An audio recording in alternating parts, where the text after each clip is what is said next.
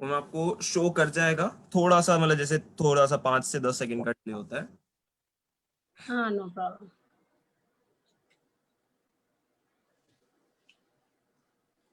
आपको शो कर जाएगा, थोड़ा सा मतलब जैसे थोड़ा सा 5 से 10 सेकंड।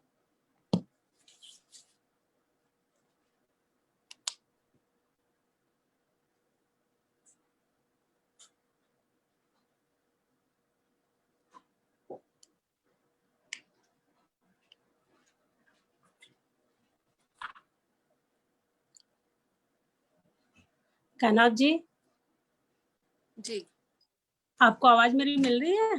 बिल्कुल। मैं हाँ, आपको एक्चुअली सुन आप मुझे दिख नहीं रही हैं, इसलिए सवाल पूछना था। नमस्कार, और आपका अटूट बंधन पेज में बहुत-बहुत स्वागत है, और आपने बहुत अपना अमूल्य समय दिया, इसके लिए बहुत-बहुत शुक्रिया। और इस अटूट बंधन के जो ऑनर हैं, वो बन्ना वाजपेयी जी हैं। तो जी हम बन्ना वाजपेयी जी के देख-रेख में एक तरह से इस काम को कर रहे हैं, और हमारे सहयोगी जो हैं, वो आतु शर्मा जी हैं, जो हम लोगों को एक-दूसरे से कोऑर्डिनेट कर रहे हैं, जोड़ रहे हैं। सभी चूँकि का बहुत बहुत जो शुक्रिया। हाँ, थैंक यू। चूँकि विषय जो है वो सोलो ट्रैवलिंग का है, तो क्यों ना हम थोड़ी-सी इस पर बात करने से पहले मुझे लगता है कि यात्राएँ जो होती हैं वो 2 तरह से हमारे अंदर चलती हैं। एक तो आंतरिक और एक बाह्य यात्राएँ होती हैं। जो या आंतरिक यात्राएँ होती हैं वो हमें मानसिक रूप से कई बार दुखी करती हैं, कई बार चिंतन के लिए विवश करती हैं, कई बार हम मंथन करते हैं तो वो उसकी परिणति जो होती है वो कविता, कहानी, उपन्यास के रूप में हमारे सामने आते हैं। एक यात्रा होती है वाह्य। वाह्य यात्राओं के बहुत सारे स्वरूप हैं। जब कुछ यात्राएँ हम ऐसी करते हैं जब हमें परिस्थिति बस करनी पड़ती है, और कुछ यात्राएँ ऐसी होती हैं जो हम अपने मन से चयन करते हैं, जैसे कि हमको कहीं जाना है, एक पैशन और जुनून की तरह है। तो यात्राओं को हम एक प्रोफ़ेशन की तरह भी देखते हैं, एक पैशन की तरह देखते हैं। तो ये ऐसी है। अब जैसे अभी इन दिनों जो यात्राएँ चल रही हैं, वो परिस्थितिबद्ध उत्पन्न हुई यात्राएँ भी हैं, जो काफ़ी लोग पैदल चल रहे हैं, जो कोविड-19 की वजह से हमारे सामने आई हैं। अब जैसे एक लड़की का बहुत लगातार ज़िक्र आ रहा है कि उनके फ़ादर बीमार थे, तो वो साइकिल से अपने पिता को लेकर के निकलती हैं और बिहार तक लेकर जाती हैं। तो लड़कियाँ किस तरह से सक्षम हुई हैं, वह समय बदल चुका है। 21वीं शताब्दी में हम किसी को एक खाँचे में बाँट कर के नहीं देख सकते हैं। बिल्कुल क्योंकि आप सोलो ट्रैवलिंग कर रही हैं, तो आपके पास इस संदर्भ में बहुत सारे अनुभव होंगे कि ट्रैवलिंग के दौरान आपकी लाइफ में क्या चीज़ें आई होंगी। तो हम शुरुआत, चूँकि आप कविता भी आपने कविता नहीं, कहानी लिखी है बोगनवेलिया, और आपने कृष्णा शोभती और साहित्य समाज को लेकर के एक पुस्तक लिखी है। उसके अलावा आपने हाल ही में एक राहगिरी लिखी है, उस संदर्भ में आपका ब्लॉग भी है। तो हम सबसे पहले यह जानना चाहेंगे कि आप अपने लेखन को, अपनी यात्रा को और अपने परिवार को, इन तीनों चीज़ों में संतुलन कैसे बनाती हैं? फिर हम बाकी मुद्दों पर आते हैं। बहुत अच्छा सवाल है सुनीता जी। और ये सवाल अक्सर मुझसे पूछा जाता है कि आप कैसे बैलेंस करती हैं इन चीजों को। और एक महिला होने के नाते सबका ये सवाल होता है कि घर भी, नौकरी भी, यात्रा भी, बच्चे भी। तो ये सवाल पुरुषों से कभी नहीं पूछा जाता कि हुँ, आप हुँ। कैसे बैलेंस कर रहे हैं। हुँ, हुँ। ये सवाल एक स्त्री से ही पूछा जाता है। हुँ, जबकि मैं हुँ। ये बोलती हूँ कि महिलाएं इनबॉर्न मल्टीटास्कर होती हैं। हुँ। उनके अंदर मैनेज करने की क्षमता पुरुषों से कहीं ज्यादा होती है, बहुत ज्यादा ये क्षमता होती है। तो वो अगर सही से मैनेज करती हैं तो वो सभी कुछ एक साथ मैनेज कर पाती हैं। निर्भर करता है कि उनका इंटरेस्ट किस चीज में है। तो जी। ऐसा माना जाता है जो सोलो ट्रैवलर्स होते हैं, तो सोलो ट्रैवलर्स या तो वो, और ये सवाल अक्सर मुझसे पूछा जाता है कि आप या तो वो एकांकी होंगे, या तो वो कुछ इस तरह से होगा कि उनके ऊपर जिम्मेदारियां नहीं होंगी। पर ऐसी बात नहीं है। उनके ऊपर जिम्मेदारी भी होती है, उनके ऊपर परिवार भी होता है, रिश्ते भी होते हैं, बहुत सारी चीजें होती हैं जो उन्हें संभालनी होती है। तो इस विषय पर मुझे लगता है एक महिला चाहे तो कुछ भी कर सकती है। कुछ भी ऐसा नहीं है जो उसकी पहुंच से बाहर है। अच्छा, जैसे कि देखिए ट्रैवलिंग में पुरुषों का नाम तो हमेशा से रहा, जैसे फाहियान रहे हैं, कोलंबस रहे हैं, वास्को डी गामा रहे हैं, और साहित्य में राहुल सांस्कृत्यायन का बहुत बड़ा नाम है इस संदर्भ में कि उन्होंने बहुत सारी यात्राएं की और उन्होंने यात्रा यायावरी भी लिखी। लेकिन महिलाओं की यात्राओं को लेकर के उस तरह से कभी नहीं लिखा गया। मुझे याद आता है कि अनुराधा बेनीवाल जी ने आजादी मेरा ब्रांड जब लिखा था, उन्होंने यूरोप की यात्रा की थी। फिर सोन रूपा विशाल ने 45 दिन की अमेरिका की यात्रा की, तो उन्होंने अपना वो अनुभव लिखा। फिर प्रत्यक्षा जी ने तैमूर तुम्हारा घोड़ा कहाँ है, तब उन्होंने अपने एक संक्षिप्त यात्रा को लिखा। मेरी दक्षिण की यात्रा को डॉक्टर मधु संधू लिखते हैं। फिर यात्रा जापान की जो ममता कालिया जी लिखती हैं। लेकिन अमेरिका और इस तरह की जगहों पे तो ये एक कंपाइल है।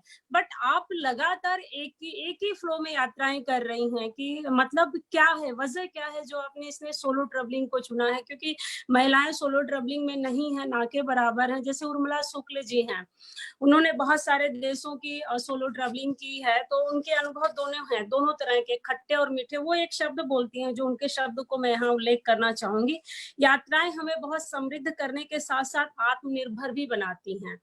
तो आपको क्या लगता है कि आपने सोलो ट्रैवलिंग क्यों चयन किया? क्योंकि आप जिस परिवेश से आती हैं उसके संदर्भ में बताते हुए इसको बताएंगे तो हमारे दर्शकों को ये समझ में आएगा कि आपने इसका चयन क्यों किया। वही से बात शुरू करेंगे कि राहुल सांकृत्यायन जी और उससे पहले के जितने यात्री हुए हैं, मतलब यात्रा का मतलब है पुरुष, पुरुष यात्री, पुरुष यायावर, महिलाएं इसमें कहाँ थी? तो जब मैं छोटी थी और स्कूल में पढ़ती थी तो मेरे सामाजिक विज्ञान की किताबों में फाहियान और वेनसांग की तस्वीरें होती थी और उनके बारे में लिखा होता था कि चीनी यात्री थे जो कि निकले थे, भारत भी आए थे, पूरी दुनिया का भ्रमण किया उन्होंने। वो मुझे बहुत आकर्षित करता था। मुझे लगता था यार ये जो लोग हैं कितने कितने अलग होंगे ये लोग कि ये अपने देश से निकल पड़े हैं, दूर देश जा रहे हैं अनजाने लोगों को जानने के लिए, अनजानी जगहों को जानने के लिए। तो इस स्तर का साहस होना चाहिए कि आपके अंदर कोई बंधन ना हो, किसी भी प्रकार का बंधन ना हो, ना तो किसी देश की नागरिकता का, ना समाज का, ना कल्चर का। आपके अंदर एक ओपननेस होनी चाहिए कि हाँ, अपने बाहर भी तो देखें। तो यही चीज वहां से आई कि मैं एक छोटी सी जगह से बिलोंग करती हूँ। मेरा जन्म फिरोजाबाद में हुआ है। जब मेरा जन्म हुआ वो एक जनपद भी नहीं था, एक कस्बा था। तो और मुस्लिम परिवेश से आ रही हूँ, तो यानी कि मुसलमानों क्या तो लड़कियों को और ही पारंपरिक रूप में पाला जाता है। पर लकीली मुझे ऐसा परिवार मिला जो कि बहुत धार्मिक तो था लेकिन एट द सेम टाइम बहुत कॉन्टेम्परेरी था। तो हम सबको ये आजादी थी कि हम जो अपने जीवन में करना चाहें कर सकते हैं। बस ये शर्त थी कि भाई पढ़ाई लिखाई पूरी करनी है, उससे समझौता नहीं होगा, बाकी अपने मन का जो आप करना है आपको कीजिए। तो मेरा जुड़ाव हुआ हिंदी साहित्य के साथ में। तो हिंदी साहित्य के साथ में जब मेरा जुड़ाव कृष्णा सोबती से हुआ, मेरी पीएचडी कृष्णा सोबती जी के साहित्य पर है। तो एक्चुअली कृष्णा सोबती हरसेल्फ अ डीवा। आप उनका साहित्य पढ़ेंगे तो उनके साहित्य का जो कैनवास है वो बहुत बड़ा है, बहुत विशाल है। और वो इसलिए है क्योंकि वो यायावर थी। उन्होंने एक ड्राइंग रूम में बैठकर अपना साहित्य की रचना नहीं की है, उन्होंने अपने साहित्य को जिया है। उनकी किसी रचना में पंजाब का जिक्र है, किसी रचना में पाकिस्तान का जिक्र है, किसी रचना में आजादी की लड़ाई के बीच जो चल रहा था उसका जिक्र है, किसी में तीस्ता की बात हो रही है यानी कि एकदम नॉर्थ ईस्ट की बात हो रही है, किसी में लद्दाख, बुद्ध का कमंडल लद्दाख उसकी बात हो रही है, तो उनके लद्दाख के अनुभव की बात हो रही है। तो मुझे लगा कि अगर आपको कुछ अच्छा लिखना है तो उसके लिए बहुत अच्छा देखना, सुनना, महसूस करना पड़ेगा। अजी बात। और हम इंडियंस कोर में ट्रैवलर हैं, हमें घूमना तो हमारी रग रग में बसा हुआ है। बस फर्क इतना है कि महिलाएं इससे नहीं जुड़ी हुई हैं, लेकिन अगर एक महिला ट्रैवल से जुड़ती है तो ट्रैवल उसको सशक्त करने का सबसे स्ट्रॉन्ग माध्यम। ओके अच्छा, हमारे काफी दोस्त हम लोगों से जुड़ते जा रहे हैं, हम लोग उनको नमस्कार भी करते जाते हैं। उर्मिला शुक्ल जी हैं, सिनीवाली शर्मा है, नूरिन शर्मा है, सोनी पांडे हैं, वंदना वाजपेयी जी हैं, आशा सिंह जी हैं। ये बहुत सारे दोस्त हमारे लगातार जुड़ते जा रहे हैं। हम दोस्तों के भी सवाल लेंगे, लेकिन हम पहले अपने सवाल से ही आगे बढ़ते हैं। मुझे याद आता है कि अनुराधा बेनीवाल अपनी पुस्तक में एक जगह वो लिखती हैं कि जो मनपसंद व्यक्ति के साथ सोने और नापसंद व्यक्ति के साथ सोने से इनकार करना ही एकमात्र आजादी नहीं है। तो आप आजादी को किस तरह से देखती हैं? आपके हिसाब से आजादी किस तरह का है? आजादी का क्या फलक होना चाहिए? क्योंकि आप जिस कम्युनिटी से आती हैं, वहाँ ज्यादातर फ्यूडल मानसिकता है, पर्दा प्रथा ज्यादा है, बुर्के का प्रयोग बहुत एकदम नियम प्रतिबद्धता के साथ प्रयोग करना। इसके बावजूद आप अपने कदम बाहर निकालती हैं। तो मुझे यह भी बताते जाइए कि आपने सबसे पहले ट्रैवलिंग कब शुरू की और कब शुरू की, और दूसरा ये कि आप आजादी को किस संदर्भ में देखती हैं, पसंद और नापसंद के संदर्भ में? मेरे पिता शहर काजी थे। उन्होंने जी। हमारे खानदान में पिछले 400 वर्षों से कज़ियत चली आ रही है। मतलब काजी वो जो कि समाज का सबसे प्रतिष्ठित व्यक्ति है, जो कि ईद की नमाज पढ़ाता है। लेकिन उसके साथ-साथ वो एक पढ़े लिखे इंसान थे और बहुत ही सुलझे हुए और कूटमंडूक नहीं थे वो। तो महिलाओं की आज़ादी के बिल्कुल खिलाफ नहीं थे। काज़ी होने के बावजूद उन्होंने अपनी किसी लड़की के ऊपर बुर्का नहीं थोपा। और जिसके ओके। लिए वो बड़े बड़े स्ट्रांग थे कि समाज का कोई भी व्यक्ति आके मुझसे चैलेंज नहीं कर सकता कि मेरी बेटियां बुर्का क्यों नहीं पहनती। इस बात पर वो बहुत स्ट्रांग स्टैंड लेते थे कि कुरान में कहीं पर भी बुर्के का जिक्र नहीं है। हम्म। और 18 वर्ष के होने के बाद हर व्यक्ति अपनी जिंदगी का फैसला लेने के लिए आजाद है। हम्म। समानता का अधिकार। क्या किसी पुरुष को कुछ दिया जाता है कि हाँ जाओ तुम्हें ये इजाजत है तुम ये करो? उसको तो बाय डिफॉल्ट मिल गया ये सिस्टम। जी। तो हाँ, हम महिलाओं को क्यों हर चीज मांगनी पड़ेगी? जी। तो ये चीज मुझे पसंद नहीं थी। मांगना नहीं है, मेरा हम्म। अधिकार है जो मुझे मेरे संविधान ने दिया है। संविधान मेरे लिए सर्वोपरि है। मैं हम्म। भारतीय पहले हूँ, बाद में एक मुसलमान हूँ। मुसलमान होना मेरी व्यक्तिगत आइडेंटिटी है। मेरी मेरी रियल आइडेंटिटी तो मेरा इंडियन होना है। तो जो अधिकार मुझे संविधान दे रहा है उसको मुझे किसी को और से मांगने की जरूरत नहीं है। तो बुर्का बिल्कुल नहीं। मेरे पिताजी कहते थे कि जो पुरुष है, जो फ्यूडल मानसिकता का पुरुष है, वो स्त्री की ताकत से इतना डरा हुआ है कि वो उसको कैद नहीं कर सकता। कैद करने के हमेशा बहुत सारी कोशिशें हुई हैं, लेकिन फिर भी वो खुद नहीं कर पाया है। तो उसने एक चलती फिरती जेल का आविष्कार किया और वो जेल थी बुर्का। जो जी। पहना दो ऊपर से, ये एक जेल है। जी। अब एक महिला को ऊपर से एक पिंजरा पहना दीजिए। पिंजरा वो कपड़े का है या पिंजरा वो लोहे का है, इससे ज्यादा फर्क नहीं पड़ता। आपने उसे बांध तो दिया ही नहीं। और उसकी कंडीशनिंग आपने ऐसी कर दी कि उसमें से बहुत सारी स्त्रियों को ये पता ही नहीं है कि ये पिंजरा है। बिल्कुल। आज वैसे ईद है, आपको इसकी मुबारकबाद भी दे दूं। मुझे देर से ध्यान में आया जब आपने जिक्र किया, और मुझे ध्यान आ रहा है कि आपने अपनी एक किताब जो कहानी संग्रह है बोगनविलिया, मेरे ख्याल से 2012-13 में आई थी, उसमें एक जी। जगह आप कोट करती हैं अपने अब्बू को याद करके कि दिन में कहानी सुनाने से मुसाफिर रास्ता भटक जाता है। हाँ, हाँ। तो उसको कोट करते हुए, और आपके संग्रह में सभी प्रेम कहानियां हैं। सभी प्रेम अ, कहानी। अ, तो आप चूंकि ट्रेवलिंग जब करती हैं तो अनुभव अलग-अलग आते हैं। अनुभव बिल्कुल। आपको तरह-तरह के होते होंगे, तमाम तरह के लोग मिलते होंगे। ऐसे में आपने प्रेम कहानी लिखने का कैसे सोचा? चूंकि आपकी शुरुआत जो हुई है कहानियों की वो आकाशवाणी से हुई है, तो आप थोड़ा-सा इस पे विस्तार से बताइएगा। ये कहानियों की शुरुआत होती है मेरी 12वीं की कक्षा से। अरे! तो हाँ, बहुत पुरानी है ये, बहुत पुराना रिश्ता है कहानियों से, और प्रेम प्रेम से भी बहुत पुराना रिश्ता है। तो हुँ। मेरे पिता कहते थे कि प्रेम दुनिया का सबसे शाश्वत सत्य है। जी। सब कुछ खत्म हो जाएगा, बस वही बाकी रहेगा। जी। तो आप प्रेम से कुछ भी जीत सकते हैं। तो जी। वहां से प्रेम कहानियों का उदय हुआ, और अपने आसपास जो देखे, जो कैरेक्टर्स देखे, उनसे प्रभावित हुई, उनको कहानियों में, कल्पना में पिरोने की कोशिश की। तो उसके अलावा जब यात्राएं की, यात्राओं ने मेरे प्रेम के विश्वास को और दृढ़ किया। हुँ। क्योंकि ये प्रेम स्त्री पुरुष के प्रेम से बहुत बड़ा था। ये हुँ। प्रेम था इंसान का इंसान से प्रेम, हुँ। मानव का मानव से प्रेम। मुझे रास्ता चलते लोग मदद करके जाते हैं, सड़क चलते लोग मदद करते जाते हैं। मैंने प्रेगनेंसी में ट्रैवल किया।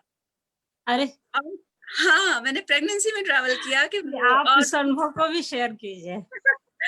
और मुझे लोगों का इतना प्रेम मिला कि आपको लगता है कि सारी दुनिया, जिसे पता चलता है कि आप प्रेग्नेंट हैं, वो आपकी केयर करने आ जाता है। कुछ नहीं तो पानी पिलाने आ जाएगा।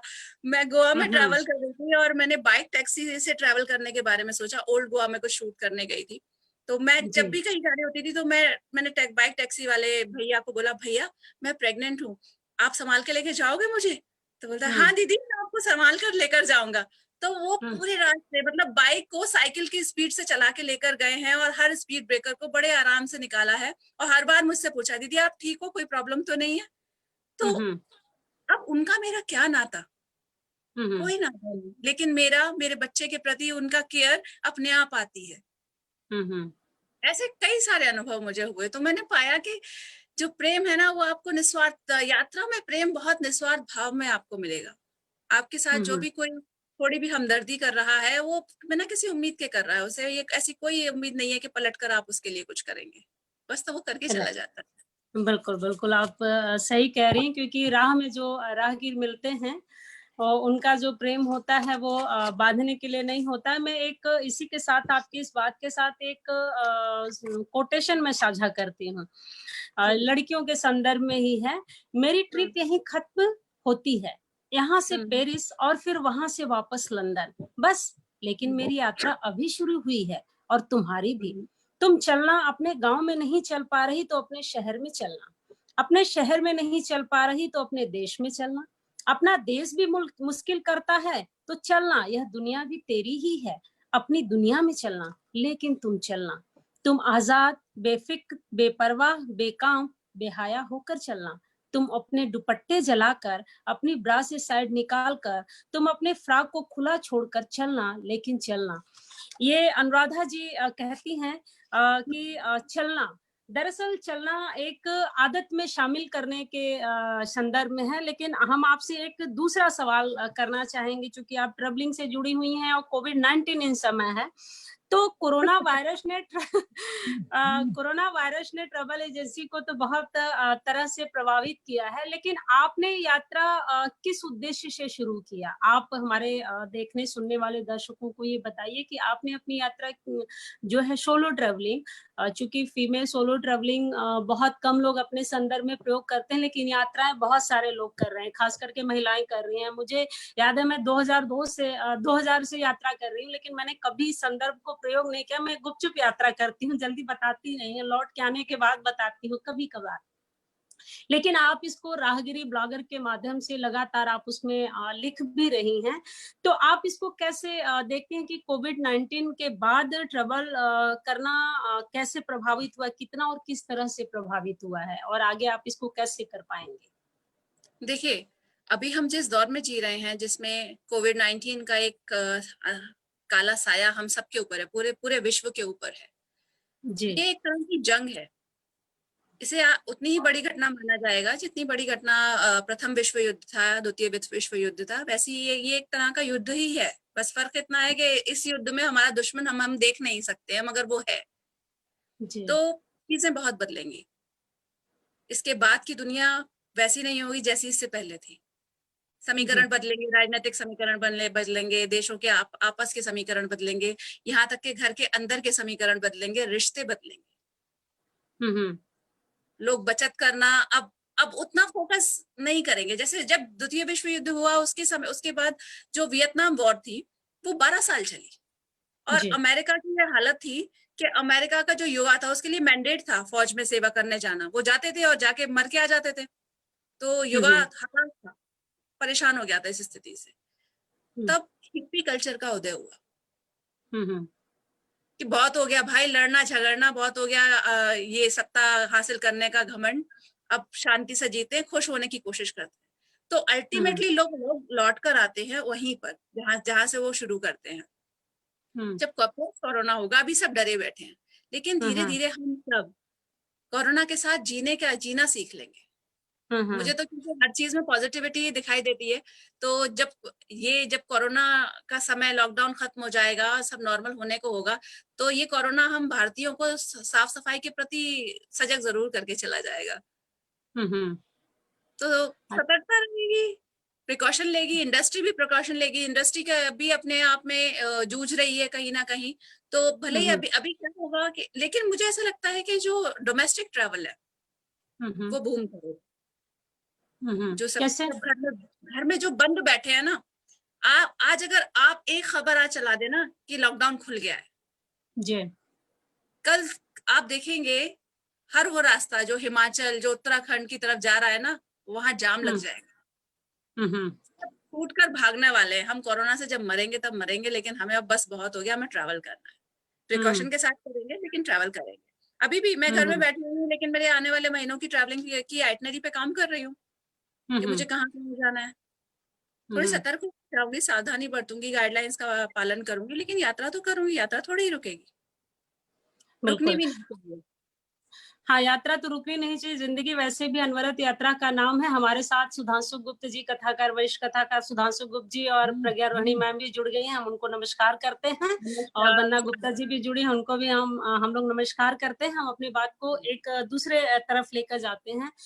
जैसे आप 3 अलग-अलग प्रोफेशन से जुड़ी हैं, सोलो ट्रैवलिंग तो मान लीजिए आपका है, पैशन और प्रोफेशन दोनों को कैसे आप मैनेज करती हैं? आप मीडिया कर्मी भी हैं, आप फोटो जर्नलिस्ट भी हैं और आप सोलो ट्रैवलर भी हैं और आप एक मदर भी हैं। तो इन सारी चीजों को आप कैसे देखती हैं? किस तरह से हमारे दर्शकों को बताएंगे कि हम खास करके महिलाओं को, क्योंकि महिलाओं के सामने सबसे बड़ा संकट होता है कि वो सदियों से लॉकडाउन में है और अपने कदम जो है घर के डेहड़ी से बाहर निकालने के लिए हजार बार सोचती हैं। ऐसी कंडीशन में आपने अपने पैशन और प्रोफेशन दोनों को कैसे साध रखा है?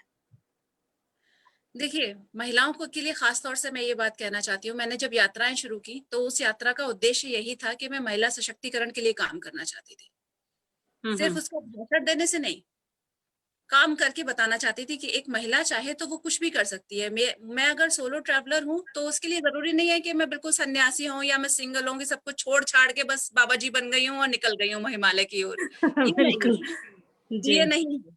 जिम्मेदारियां भी है, परिवार भी है, लेकिन हम्म। एक स्त्री को आज ये समझना होगा कि हम जीवन भर सबको खुश करने में लगे रहते हैं हम्म। और अपने आप को भूल जाते हैं और राइट। एक शहादत भरे एहसास में जीते हैं कि मैंने अपने लिए तो कभी जीवन जिया ही नहीं। हम्म। शादी होती है, बहुत अच्छा है, सब कुछ बहुत अच्छा है, एक पति, एक बच्चा, एक परिवार, एक बहुत अच्छा सेटअप है, बहुत ही ग्लोरीफाइड सा है, बहुत ही स्वीट ड्रीम है। लेकिन होता क्या है कि शादी होने के बाद उस स्त्री की जो दुनिया है वो सिमट जाती है, लड़की की दुनिया सिमट जाती है, वो अपने सपनों को समेटती है और पीछे कहीं डाल देती है किसी संदूकची में, और वो अपने पति और अपने बच्चों के लिए जीना शुरू कर देती है। शुरू के जी। साल बहुत अच्छे हैं, बहुत स्वीट है, जी। लेकिन होता क्या है कि धीरे धीरे बच्चा बड़ा होने लगता है हम्म। शरीर से, और पति हम्म। बड़ा होने लगता है करियर से, बिल्कुल। राइट। और वो दोनों धीरे धीरे हम्म। चल के आगे बढ़ जाते हैं और आप हम्म। कहीं बहुत पीछे छूट जाती हैं। बिल्कुल। तो जो बच्चा जो आपके पल्लू में था हमेशा, वो धीरे हम्म। धीरे बड़ा होके उसकी अपनी एक दुनिया बन जाती है, और इस पूरी प्रक्रिया में आप ये भूल जाती हैं कि आप मार्केट से बहुत पहले आउट हो चुकी हैं। सच में। आपकी तकनीकी जानकारी व्हाट्सएप तक सीमित रह गई है। हम्म। अब जो बहुत स्मार्ट लड़की होती थी कभी, वो अब कहानियां बन गई हैं। और तब वो समय हम्म। आता है जब आपका बच्चे को आपको अपने साथ पेटीएम में ले जाने में शर्म आती है कि माँ आपको अंग्रेजी बोलना नहीं आती। और हम्म। तब वो समय आता है जब आपके पति को आपको अपने साथ ले जाने में तुम कहाँ जाओगी, मेरे ऑफिस की मीटिंग है, वहां क्या बात करोगी तुम। हम्म। तब आपको लगता है कि आप तो कहीं बहुत पीछे छूट गई। हम्म। तो इसके लिए जरूरी ये है कि दुनिया को थोड़ा स्वार्थी बनना पड़ेगा एक स्त्री को, और वो उस एग्जिस्टेंस के लिए, उसकी अपनी एग्जिस्टेंस के लिए है कि सबसे पहले मैं खुश होंगी। अगर हम्म। मैं खुश हूं ना तो मैं सबको खुशी बांट सकती हूँ, लेकिन अगर मैं ही खुश नहीं हूँ, मैं ही झल्ला रही हूँ, मैं ही अंदर से कुढ़न में जी रही हूँ, तो मैं किसको क्या खुशी दे सकती हूँ। आज जो बिल्कुल। मैं यात्रा करती हूँ, ऐसी क्या है दुनिया की चीज जो मुझे नहीं पता है, तकनीक से लेके पूरे पूरे भारत और पूरे दुनिया की जानकारी है मुझे। तो मेरे हम्म। जीवन में ये समय नहीं आएगा कि मेरा बच्चा मुझसे ये कहे कि माँ आपको समझ में नहीं आएगा, आप रहने दीजिए। हम्म। राइट। तो आपको हाँ, अपडेटेड रहना जरूरी है। हाँ, बच्चे सबसे पहले कहते हैं मम्मी तुमको ये जानकारी नहीं है, और कितनी भी माँ पढ़ी लिखी हो, अगर वो घर में घरेलू हो जाती है तो कहते हैं आपको क्या पता, क्योंकि उनको लगता है कि वो पढ़ी लिखी नहीं है, क्योंकि वो बाद में पैदा होते हैं। माँ के गर्भ से पैदा होने के बाद वो माँ को ही नकारने लगते हैं। ये फैक्ट है। ये जैसे सच है। ये सच है, बच्चा कहने लगता है। हमने भी कई बार सुना है, वो कहते हैं कि आपको नहीं पता है, बहुत आप नहीं पढ़ी लिखी हैं, आपको नहीं आएगा, इस टाइप का वर्ड वो बोल देते हैं। वो रियलाइज ही नहीं करते हैं कि नहीं, हमारी मदर को भी अपने समय की बहुत टॉपर रही है, बहुत अच्छी पढ़ी लिखी महिला है, उनके ज्ञान का वैल्यू जीरो होने लगता है।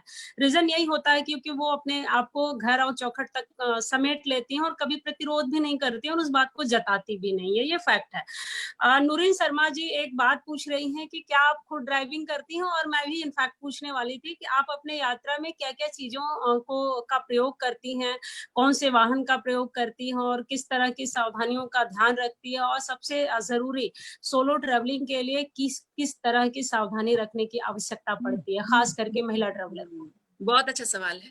तो एक तो सबसे पहले मैं ये बता दूं कि solo travel is like a Bournville chocolate. You have to okay. Earn, you have to earn it. It's not like कि आप पहले दिन सोचें कि आज तो मुझे सोलो ट्रैवलिंग करनी है और आप घर से निकल पड़ेंगे। नहीं, इसकी एक पात्रता है, इसे आपको कमाना पड़ेगा। तो अगर आपको ट्रैवल करने का शौक है तो उसकी शुरुआत आप ऐसे कर सकते हैं कि आप समूह में ट्रैवल कर सकते हैं। परिवार के साथ ट्रैवल करना शुरू करें, ट्रैवल खुद प्लान करें। परिवार के साथ कर रही हूँ लेकिन उसकी बागडोर अपने हाथ में रखें कि हर चीज खुद प्लान करें, right from bookings to everything, execution आप लीड करें। तो इस तरह से आपको ट्रैवल लीड करना आ जाएगा। और अगर धीरे धीरे करके आपके अंदर अपने आप एक समय में वो कॉन्फिडेंस आएगा कि आपको लगेगा कि मैं आज तैयार हूँ, मैं अकेले यात्रा कर सकती हूँ। और जब यात्रा कर रही हूँ तो कोशिश करें कि परिवार के संपर्क में रहें। इसका ये अर्थ बिल्कुल नहीं है कि आप हर टाइम अपडेट देती रहें, लाइव अपडेट, लेकिन हाँ, दिन की शुरुआत और दिन के अंत के समय आप एक बार परिवार को से बात करें और आप कहाँ पर हैं, अपनी लोकेशन उनके साथ साझा करें। लोगों से बात करें, खुले मन से बात करें, लेकिन हैंग आउट करने से पहले थोड़ा सा समझदारी के साथ हैंग आउट करें। जैसे कि आपको बहुत लोग मिलते हैं जब आप ट्रैवल कर रहे होते हैं, बहुत लोग ऑफर भी करते हैं कि चलो पार्टी करते हैं, let's drink, let's do this, let's do that. अब ये आपको तय करना है कि आप किसके साथ हैंग आउट करने जा रहे हैं। क्या आप उन्हें जानते हैं? क्या आप उन पर ट्रस्ट कर रहे हैं? उस विषय पर थोड़ी सतर्कता रखें। जैसे हम फोटोग्राफर है तो हमारा दिन जल्दी जल्दी ढल जाता है, राइट। हम सुबह जल्दी उठते हैं, हमें हाँ, सूर्योदय क्योंकि शूट करना विजुलेशन का पड़ता है। इशू आता है। हाँ, तो हमारे साथ ये समस्या नहीं आती कि हम कहीं पर भी बाहर जाके कहीं पार्टी कर रहे हैं, कहीं हैंग आउट कर रहे हैं, वो हम नहीं करेंगे। और इतना इतना ट्रैवल करने के बाद भी मेरे अंदर मैं ये सतर्कता रखती हूँ कि मैं पब्लिक प्लेस पे अनजाने लोगों के साथ हैंग आउट नहीं करूंगी, क्योंकि उसमें मेरी सुरक्षा कहीं कहीं पर मैं अपनी सुरक्षा के साथ कॉम्प्रोमाइज करूंगी, तो उससे बचना चाहिए। और किस तरह के साधनों का प्रयोग करती हैं? जैसे कि हाँ, नूरीन जी पूछ रही हैं कि क्या आप खुद ड्राइव करके जाती हैं? हाँ नूरिन जी, मैं ड्राइव करती हूँ और आपको एक बड़ी मजेदार बात बताती हूँ कि मुझे साइकिल चलाना नहीं आती है। अच्छा।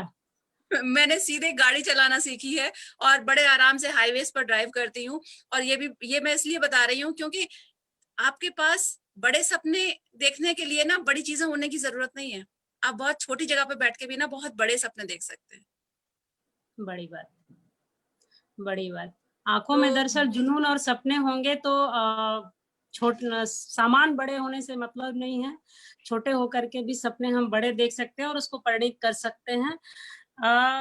वंदना वाजपेयी जी पूछ रही हूँ कि क्या सोलो ट्रैवलिंग ज्यादा आनंददायक है? बहुत बहुत ज्यादा, ये एक तरह कैसे? से आप दर्शकों को बताइए। आपको मैं बताऊं, ये एक चरस की तरह है। एक बार आपको इसका चस्का लग गया ना तो फिर आपको लगेगा कि सब व्यर्थ है, क्योंकि आप खुद से जा मिलेंगे, आप प्रकृति के साथ जुड़ जाएंगे। जब आप देखिए, जब आप किसी के साथ जा रहे होते हैं, आप फ्रेंड्स के साथ जा रहे हैं या परिवार के साथ जा रहे हैं, तो ये तय है कि आप जहाँ जा रहे हैं वहां जाकर भी आप वहां बिना उस जगह को छुए, बिना उस जगह को महसूस किए लौट आए। आप गए, आप अपनी कंपनी अपने साथ ले गए, उनके साथ खाया पिया, उनके साथ ही हैंग आउट किया, उनके साथ ही गप्पे मारी और आप वापस आ गए। आपको एक मौका ही नहीं मिलेगा कि आप किसी लोकल व्यक्ति से बात कर सके, क्योंकि आप अपने साथ कंपनी तो साथ ही ले गए।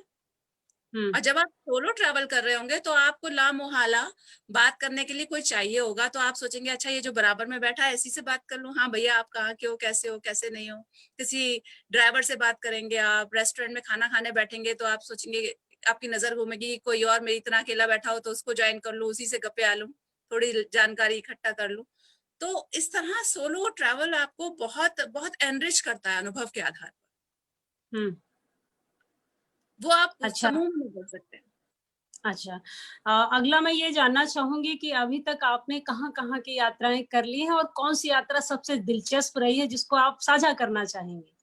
मैंने अभी तक 1.5 लाख किलोमीटर की यात्रा की है अरे वाह! और भारत में लगभग 21 राज्य देख लिए हैं। हुँ, बाकी हुँ। अभी थोड़ा भारत और बचा हुआ है। हुँ, यूरोप ट्रैवल किया है, आसपास के नेबरिंग कंट्रीज ट्रैवल किए हैं, लेकिन अभी भी मेरा फेवरेट भारत ही है। मुझे अपने देश के हर कोने से प्रेम है। हुँ, हुँ। यहाँ के उत्सवों कौन-सी से। यात्रा आपकी सबसे अनोखी रही है या अनुभवजनित रही है? कहाँ पे किस तरह की समस्याएँ कई बार क्या होता है कि लैंग्वेज की बड़ी प्रॉब्लम आती है। जैसे उर्मिला शुक्ल जी अपना अनुभव साझा कर रही थी, मैंने उनसे पूछा था तो वो बता रही थी कि मेघालय में खाटी बोली जाती है, तो हम्म। वहाँ पर थोड़ा-सा उनको लैंग्वेज की प्रॉब्लम हमें भी आई थी, बट उनको दूसरे तरह से प्रॉब्लम आई थी। तो क्या आप जब इन 21 राज्यों में गईं, स्टेट्स में गईं, तो ज़ाहिर-सी बात है कि कोस-कोस पर पानी बदले, 4 कोस पर बानी, हमारे देश की तो ये खूबसूरती है। तो ऐसे कंडीशन में आपने कैसे लोगों से कम्युनिकेशन किया और फिर वहाँ के जगहों पर देखा? उन मैंने जगहों को देखा, परखा? मणिपुर गई थी मैं और मेरी रिसर्च के अनुसार वहाँ एक मार्केट है जिसका नाम है इमा मार्केट। इमा मार्केट जो कि जिसे माएँ चलाती हैं, 4000 माएँ चलाती हैं। इम्फाल में एक जी, मार्केट है। तो जी। मेरे हिसाब से उस मार्केट के 2 हिस्से हैं। मेरी क्या नाम है उस जो मार्केट का? इमा इमा मार्केट। एरिमा मार्केट। अच्छा, महिलाएँ चलाती हैं। सिर्फ महिलाएँ हैं उस मार्केट में। अरे वाह! हुँ, सारी माएँ हैं और जी। उसमें उस मार्केट के 2 सेक्शन है। एक सेक्शन में सब्जियाँ, घर गृहस्थी का सामान वो सब मिलता है और दूसरे सेक्शन में कपड़े मिलते हैं। और हुँ, कपड़े सिलने वालियाँ भी मिलती हैं। आप कपड़ा लीजिए और वहीं के वहीं खड़े-खड़े सिलवा भी लीजिए। तो जब अरे मैं वाह! एक सेक्शन में घूम रही थी, तो मुझे लगा हुँ, ये मुझे अधूरा क्यों लग रहा है? ये कपड़े वाले कहाँ हैं? तो हुँ, फिर मैंने कुछ मालूम किया तो पता चला कि वो जो कपड़े वाला सेक्शन है वो थोड़ा-सा करीब 20 गज़ की दूरी पर है। हुँ, हुँ, मुझे वो मिला नहीं। तो हुँ, मैंने सोचा किसी को बोलूँ तो वहाँ भाषा की समस्या है मणिपुर में। तो मैंने एक लड़की पढ़ी-लिखी लड़की थी यंग थी, मैंने उससे बताने की कोशिश की मगर उसको हिंदी समझ में नहीं आई, अंग्रेज़ी भी समझ में नहीं आई। लेकिन वो ये समझ गई कि मैंने इशारे से समझाने की कोशिश की कि मैं क्या ढूँढ रही हूँ। तो उसने इशारे हुँ, से मुझसे कहा कि मैं उसके पीछे आऊँ। उसके दोनों हाथों हुँ, में सामान था, तो मैं उसके पीछे-पीछे चलती गई और वो मुझे इमा मार्केट पर छोड़ कर आई। तब तक हुँ, मुझे हुँ, ये लग रहा था कि ये बंदी उसी तरफ जा रही होगी इसलिए मुझे इसने अपने आप को फॉलो करने के लिए बोला है। लेकिन जब हुँ, उसने मुझे छोड़ा, उसके बाद वो वापस पलटी। यानी कि हुँ, वो केवल मुझे छोड़ने वहाँ आई थी। वो उस ओके। दिशा में नहीं जा रही थी। तो हुँ, हुँ, भाषा गौड़ हो जाती है। लोग भाषा के परे जाकर भी आपसे बात कर लेते हैं। कश्मीर में मैं कोशिश करती हूँ कि अपनी यात्राओं के दौरान मैं अलग-अलग आर्थिक सामाजिक वर्ग के लोगों से मिलूँ। ताकि मुझे हुँ, उस हुँ, जगह के बारे में बेहतर एक समझ पैदा हो। ऐसा नहीं है कि आप अच्छे एलीट क्लास में घूमकर चले आए और आप उसके हिसाब से अपनी धारणा विकसित कर रहे हैं। तो मैं कोशिश करती हूँ कि अपनी यात्रा में मैं किसी ड्राइवर के घर होकर आ जाऊँ, किसी लोकल सब्जी वाले के घर होकर आ जाऊँ, उसकी दुनिया भी देखाऊँ। तो हुँ, हमारे ड्राइवर थे तो मैंने उनको अनुरोध किया कि मुझे आप अपने घर लेके चलेंगे? तो वो खुश हो गए, कहते हाँ, हाँ, लेके चलेंगे। हम उनके हुँ, घर गए कश्मीर में। हुँ, हुँ, हुँ, पहले मैं बता दूँ कि उनका घर नहीं कोठी थी। अच्छा। हाँ, जिसके अंदर अखरोट के पेड़ थे, सेब के पेड़ थे और अरे! उन्होंने उनका परिवार कहीं गया हुआ था, तो उन्होंने अपनी बहन को बुलाया हुआ था हमारे स्वागत के लिए, हमारे सत्कार के लिए। उनकी हुँ, बहन को ना हिंदी आती थी, ना अंग्रेज़ी। अच्छा। लेकिन जब हम पहुँचे मेरे साथ मेरी एक दोस्त थी, जयपुर में है जया, तो उन्होंने हम दोनों को गले लगाया बहुत कस के। हुँ, वो करीब 50 वर्ष की महिला होंगी, बहुत प्रेम से और हम दोनों को हुँ, यहाँ माथे पर चूमा, वो उनका ट्रेडिशन है। तो और पूरे समय बैठकर हम हमारे साथ उन्होंने बहुत अच्छे से बात-वात की उनके भाई ने ट्रांसलेट किया। लगा ही नहीं कि हमारे बीच कोई डिफरेंस है भाषा का, बोली का, लगा ही नहीं कभी। हुँ, हुँ। मुझे लगता है कि जो प्रेम की भाषा होती है वो आँखों से बयाँ होती है। तो बिल्कुल, उसके लिए बिल्कुल, किसी बिल्कुल। शब्द की ज़रूरत नहीं पड़ती है। उन्होंने जिस तरह से आपको खींचा होगा वही भाषा सबसे ज़्यादा सशक्त थी। उसके बाद हाँ, दूसरी भाषाएँ वहाँ नगण्य हो गई थी। आप तो ये सोचिए ना है। भाषा का विकास तो बहुत बाद में हुआ ना। जी। प्रेम तो भाषा तो बहुत बहुत बाद में विकसित हुई है और इस दौरान हमारे साथ नताशा जी भी जुड़ गई हैं और नताशा जी भूमिका जी भी जुड़ गई हैं और साथ में अरुतिथि भी जुड़ गई हैं, अनीता शैलेश जी भी जुड़ गई हैं। वो लोग आपको नमस्कार कर रही हैं और नताशा जी अपना एक अनुभव साझा कर रही हैं कि उनके मन में सोलो ट्रैवलिंग का है लेकिन वो अभी तक कर नहीं पाई हैं। लेकिन वंदना वाजपेयी जी कह रही हैं कि मुझे सोलो ट्रैवलिंग से डर लगता है लेकिन अकेले शॉपिंग करना अच्छा लगता है। तो देखिए ये डर कैसे निकलेगा कि हम सोलो ट्रैवलिंग कर सकते हैं। सबसे बड़ी जो स्त्रियों के सामने मुझे लगता है जो सबसे बड़ा डर होता है वो सेफ्टी की होती है। बिल्कुल और क्योंकि हर स्टेट हो या कहीं भी हो, खास करके जो मनुष्यों का जंगल है, मैं जंगल शब्द इसलिए प्रयोग कर रही हूँ क्योंकि आप जंगल में जानवरों से तो लड़ सकते हैं, लड़ इसलिए सकते हैं क्योंकि वो बेवजह आप पर अटैक नहीं करते हैं। असुरक्षा का बोध जब होता है तभी वो अटैक करते हैं, लेकिन जब मनुष्यों के हम जंगल में होते हैं तो हम सोचते हैं कि भीड़ में है तो सुरक्षित है, लेकिन कई बार वो भीड़ ही हमारे पर हमला कर देती है। तो लड़कियों के सामने जो सबसे बड़ी ट्रेवलिंग में आती है वो सेफ्टी का प्रॉब्लम आता है। क्या आपके सामने कभी ऐसी चैलेंज आई या कभी ऐसी समस्या में आप फंस गई थी जहां पर आपको लगा कि मुझे अकेले ट्रेवलिंग नहीं करनी चाहिए थी, ये तो मेरे सेफ्टी का जो सवाल खड़ा हो गया। इस तरह की कोई प्रॉब्लम आपने फेस की है इन 21 स्टेट्स में? कभी नहीं। जो ये जो डर है ना, ये डर हमने एक्वायर किए हैं। हम इंसान दो डरों के साथ पैदा होते हैं, एक गिरने का डर और दूसरा शोर का डर, आवाज का डर। इसके बाद के जितने भय हैं वो हमने खुद अपने अंदर जमा किए हैं, हमारे समाज ने हमारे अंदर भरे हैं। महिलाओं से जुड़े जो डर हैं, वो डर वो दिमाग में ज्यादा है, रियलिटी में नहीं है उतने। देखिए, हम सब पढ़े लिखे हैं, हम सब वेल कनेक्टेड हैं, हम कहीं भी जा रहे हैं, हम फोन से कनेक्टेड हैं, हमें सिस्टम की समझ है। तो कभी भी अगर आप कहीं अनजान जगह पे जा रही हैं, आपको रास्ता पूछना है, तो आप पुलिस वाले से रास्ता पूछिए। आप किसी लोकल शॉप के अंदर जाइए, वहां जो शॉपकीपर होगा, उस दुकान का मालिक होगा, आप उससे रास्ता पूछिए। तो ये जो डर है ना, ये बहुत सारे डर तो बहुत ही काल्पनिक डर हैं। ऐसी कोई सिचुएशन कभी पेश नहीं आई मुझे कि मुझे ऐसा लगा हो कि अरे ये मेरी जिंदगी की गलती हो गई और मुझे ऐसा नहीं करना चाहिए था। मैं आपको यहाँ एक बात अपनी आपसे शेयर करूंगी। जब मैं प्रेग्नेंट हुई तो ये मेरे जीवन की सबसे बड़ी खुशी थी, और इस खुशी के साथ ही जो सबसे पहला सवाल मेरे अंदर पैदा हुआ, ये हुआ कि मेरी यात्रा का क्या होगा। मैंने अपने पति से ये बात साझा की कि मेरी यात्रा का क्या होगा। तो उन्होंने कहा, क्यों, प्रेग्नेंट हो, बीमार थोड़े ही हो, यात्राएं चलती रहेंगी, ये एक स्वाभाविक प्रक्रिया है। तुम जहां भी जाओगी वहां आसपास लोग होंगे तुम्हारे, कोई प्रॉब्लम नहीं होगी। अगर कोई प्रॉब्लम होगी तो 10 अनजान लोग आके तुम्हारी मदद करेंगे। तो तुम बेधड़क होके, खुश होकर यात्राएं करो, कहीं कुछ नहीं बदलेगा, बस अपना थोड़ा ध्यान रखो, खाने पीने का, और कोई समस्या नहीं है। तो मैं अपनी प्रेगनेंसी के दौरान पूरे टाइम इस बोध के साथ मैंने ट्रेवल किया था कि भगवान ना करे, अगर कहीं कुछ प्रॉब्लम हुआ तो हाँ, लोग होंगे ना संभालने के लिए, कोई समस्या नहीं आएगी, ईश्वर आएगा, किसी न किसी रूप में आएगा। अच्छा, मैं अगला आपसे ये जानना चाहूंगी कि जैसे कि आप कह रही हैं कि आपके हस्बैंड ने कहा कि कर सकती हो, तो क्या कभी उन्होंने ये नहीं कहा कि नहीं सोलो ट्रेवलिंग नहीं, तुम मेरे साथ ट्रेवल करो? क्या आपके शौहर ने कभी ऐसी बात कही आपसे, या आपके परिवार में संतुलन बनाने में इस तरह की कोई समस्या आई हो जो आप हम सबसे साझा करना चाहें? नहीं नहीं, कभी नहीं आई। और हम जब साथ में ट्रैवल करते हैं, मैं और मेरे हस्बैंड, तो मैं कैमरा कैरी नहीं करती। मतलब मैं परिवार वाला ट्रैवल करती हूँ कि सिर्फ एंजॉय करना है, काम नहीं करना है, क्योंकि मेरा जो ट्रैवल है वो काम है। तो उसमें आपको कोई और नहीं चाहिए डिस्टर्ब करने के लिए। लेकिन ये भी बात मैं आपको बता दूं कि ये मेरा प्रेम विवाह है, और मैंने ऐसे इंसान से शादी की जिस इंसान ने मुझे जैसी मैं हूँ अपनाया। उसने मेरी चीजों को, लोग कहते हैं कि शादी के बाद आजादी चली जाती है, मुझे एक्चुअल में आजादी शादी के बाद मिली।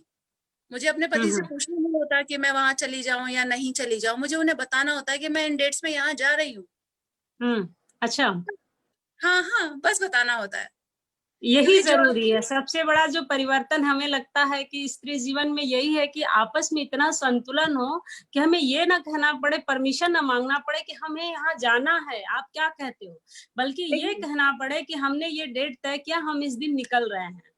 तो ये देखिए सबसे जरूरी है। ये जो है ना, एक ये वाला जो भाव है कि आपको परमिशन लेनी है, क्यों हम्म। परमिशन क्यों? समानता की बात होनी चाहिए ना। पति पत्नी का रिश्ता कैसा है? स्वामी और जी दासी वाला तो है नहीं। जी जब तक हम उस विचारधारा में जिएंगे कि हाँ प्राणनाथ और दासी, जी। तब तक ये चीजें चलती रहेंगी। हम्म। हाँ, आपस में डिस्कस करिए, आपस में बातचीत कीजिए कुछ भी प्लान करने से पहले, लेकिन परमिशन किसी को किसी से नहीं लेनी चाहिए। ये हम्म। ये ये हक नहीं है, ये एनक्रोचमेंट है। ओके। अभी गत दिनों जब अटूट बंधन पे देवेंद्र मेवाड़ी जी आए थे, तो उन्होंने एक बहुत दिलचस्प जानकारी साझा की थी कि पहली महिला जो सोलो ट्रैवलर थी वो जेनो थी। लेकिन उसने जो एक हवाई पोत से उसने ट्रेवल किया था, बट उसने क्या किया कि वो लड़का बनकर के गई, क्योंकि वहां पे शर्त थी कि लड़कियां यात्रा नहीं कर सकती हैं। तो उसने ये साबित किया कि नहीं, मैं कर सकती हूँ। उसी के बाद बोगनवेलिया पौधे का नामकरण भी हुआ था। आपकी कहानी संग्रह का जो पहला कहानी है वो बोगनवेलिया ही है। तो मैं ये जानना चाहूंगी कि क्या उस जेनो से आपके बोगनवेलिया का कोई संबंध है? क्या आपने इस बारे में आपको जानकारी थी? मुझे बोगनवेलिया का संबंध मुझसे है। अच्छा। मैं बहुत आइडेंटिफाई करती हूँ बोगनवेलिया के साथ, मुझे जानकारी थी उनसे। लेकिन बोगनवेलिया का जो पुष्प है, हम्म उससे मैं स्त्री जीवन को बहुत ज्यादा आइडेंटिफाई करती हूँ। तेज हम्म चटकती धूप में जब हम्म। सारे पौधे मर जाते हैं, सांसें गिन रहे होते हैं, सूख रहे होते हैं, वो समय होता है जब बोगनवेलिया भर भर के गुलजार हो रहा होता है। तो ये क्या स्त्री उपमा जीवन की दिया बहुत है आपने, मजबूत क्या है। शानदार आपने उपमा दी है कि जब तो सारे पौधे मर रहे होते हैं तब बोगनवेलिया चटक रहा होता है। मतलब स्त्री का जो जीवन है, जब सब कुछ खत्म होता रहता है, हो रहा होता है, तब भी वो अपनी जिजी विसा से फिनिक्स पक्षी की तरह नजर आती है। वो आपने वो वाली बोगनवेलिया का परिकल्पना किया हुआ है। बिल्कुल। उसके अलावा आपसे एक सवाल मैं और जानना चाहूंगी कि अभी हाल ही में आपने केरला का भी केरल की भी यात्रा की है। केरल को लेकर के बहुत कॉन्फ्लिक्ट सोशल मीडिया में आते रहते हैं, कभी ननों को लेकर के, तो कभी वहां के अलग अलग विचारी धाराओं को लेकर के, कुछ हत्याओं का भी केसेस इश्यूज आते रहते हैं। जब आप अपने यात्रा पे निकले थे तो क्या आपको भी इस तरह की चीजों का सामना करना पड़ा था? क्योंकि वहां के कुन्नूर को लेकर के मेरे को थोड़ी सी हुई थी। तो आपके साथ क्या ऐसी कोई समस्या वहां पर आई थी कि आप अकेले यात्रा पे निकले और किसी ने एकदम से अचानक से आपको घेर लिया या हमलावर हुए हो? इस ऐसी कुछ अनुभव आपने भी अनुभव किया था वहां पे? नहीं, कभी नहीं। मेरी मेरी केरल यात्रा तो बहुत, पिछली बार पिछले एक वर्ष में तो शायद 3-4 बार गई हूँ केरल। और जी। मैंने दक्षिण से उत्तर केरल तक पूरी रोड यात्राएं की हैं। इनफैक्ट जब बाबरी मस्जिद वर्डिक्ट आया था, उस दिन मैं केरल में थी और मुझे सब लोग बोल अरे रहे थे कि अपना ट्रेवल कैंसिल कर दो, पोस्टपोन कर दो। कम ऑन, कुछ नहीं होने वाला, डोंट वरी। और वैसे भी हम जैसे लोग मरेंगे तो यात्रा में ही, ये हमारे जीवन की सदगति होगी कि हमारी खबर आए। हम्म। बिस्तर पे लेट के मरने वाले तो हम है नहीं। इसीलिए शायद कोरोना का डर भी मन से निकल रहा है अब कि चलो फटाफट निकलते हैं, बैग पैकर बनते हैं और बाहर निकल पड़ते हैं, क्योंकि बहुत हो चुका।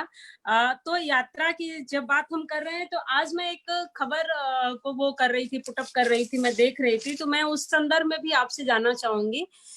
भारत में जो टूरिज्म जो है एक बहुत बड़ा कारोबार है। आपको क्या लगता है कि कोविड-19 से इसमें कुछ नुकसान होगा या इसके लॉकडाउन ओपन होने से कुछ फायदा आएंगे? क्या देखिए, आप इसको देखते हैं किस तरह से कोविड-19 आफ्टर कोविड-19? आफ्टर कोविड-19 इंडस्ट्री पे असर तो पड़ा है, बहुत बहुत पड़ा है। लेकिन उसको जी। दोबारा खड़े होने में अभी थोड़ा समय लगेगा, लोगों के अंदर से डर निकलना शुरू होगा। और इंडस्ट्री भी अपने आप को बहुत हद तक तैयार कर रही है बदली हुई परिस्थितियों के साथ। और ये जो कोरोना है, ये जो कोविड-19 है, ये कहीं जाने वाला नहीं है। हमें हम्म इसके साथ ही जीना होगा, इसके साथ जीने को लेकर अपने आप को तैयार करना होगा। तो इंडस्ट्री तैयार कर रही है किस तरह के, वो सैनिटाइजेशन पे काम कर रही है कि आप जब जाएं, हम्म किसी प्रॉपर्टी के अंदर जाएं, तो वहां पे जो भी चीजें आपको मिल रही हैं, उन चीजों को लेकर वो लोग सैनिटाइजेशन पे फोकस्ड हैं, क्लीनिनेस के ऊपर फोकस्ड हैं। खाने को की चीजों को लेकर फोकस्ड हैं, right from taxi to airline to hotel. इन सब चीजों में आमूलचूल परिवर्तन आने वाले हैं और बहुत सारी तैयारियां ये लोग कर रहे हैं।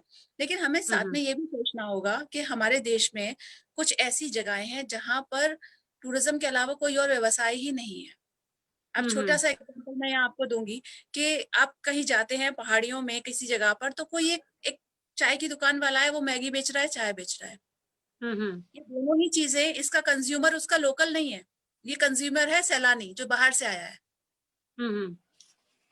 तो अगर लोग ऐसे जाना बंद कर देंगे तो उन छोटे छोटे लोगों पर बहुत ज्यादा, उनके सर्वाइवल पर बहुत असर पड़ेगा। और जो बड़े प्लेयर्स हैं, मैं ये मानती हूँ कि जो बड़े प्लेयर्स हैं वो सस्टेन कर ले जाएंगे, एयरलाइन सस्टेन कर ले जाएगी, बिग होटल चेन सस्टेन कर ले जाएंगे, लेकिन जो स्मॉल प्लेयर्स हैं उन पर वाकई बहुत फर्क पड़ेगा। तो धीरे धीरे हमें भी निकलना चाहिए। और इनबाउंड टूरिज्म जो है, जो विद इन इंडिया है, अब क्या होगा कि लोग थाईलैंड जाने से पहले सोचेंगे और रिकंसीडर करेंगे कि हम इंडिया में ही कहीं क्यों नई जगह ना चले जाएं। तो उससे एक फायदा होगा। दूसरा, ये जो डर है, ये डर किसी हद तक इस तरह से भी निकलेगा कि हम जैसे लोग जो ट्रैवलर हैं, जब हम ट्रैवल करना शुरू करेंगे तो एक आम इंसान में एक ये एज एन इन्फ्लुएंसर की तरह हो सकता है ये, कि जब हम ट्रैवल कर रहे हैं तो इतना ट्रैवल करने वाला इंसान को तो एक्सपीरियंस है ट्रैवल का, वो अगर जा रहा है तो इसका मतलब ठीक है, हम लोग भी कुछ टाइम बाद प्लान कर सकते हैं, जा सकते हैं। तो मुझे लगता तो है ये एक तरह का इंस्पिरेशन ही होगा। मैं इंडस्ट्री को उठाने मैं के लिए आपसे बहुत जरूरी है। मैं आपसे आपके किताब से संबंधित एक सवाल पूछना चाहती हूँ। आपकी जो किताब है राहगिरी, उसमें पेज नंबर 63 पे 163 पे आई थिंक आपने एक अल्पुजहा जगह का जिक्र किया, शायद वो कोचीन में है। तो वो चूंकि किताब में तो हर कोई किताब नहीं पढ़ पाएगा, लेकिन उस अनुभव को आप यहाँ पे भी साझा करेंगे तो मुझे लगता है कि काफी लोग लाभान्वित होंगे और उनको अच्छा भी लगेगा। तो आप उसके बारे में थोड़ा सा बताइए। जी, अलापुझा बहुत बहुत सुंदर जगह है। मतलब उसको वो आप जिस दिशा में देखेंगे ना, उस दिशा में वो एक पेंटिंग जैसी दिखाई देगी। बैकवाटर्स हैं वहां पर, हाउस बोट्स हैं और पैडी फील्ड्स हैं, कल्चर है, वेस्टर्न म्यूजिक है, बीचेस हैं। बहुत सुंदर जगह है अलापुझा। वहां पर लाइट हाउस है।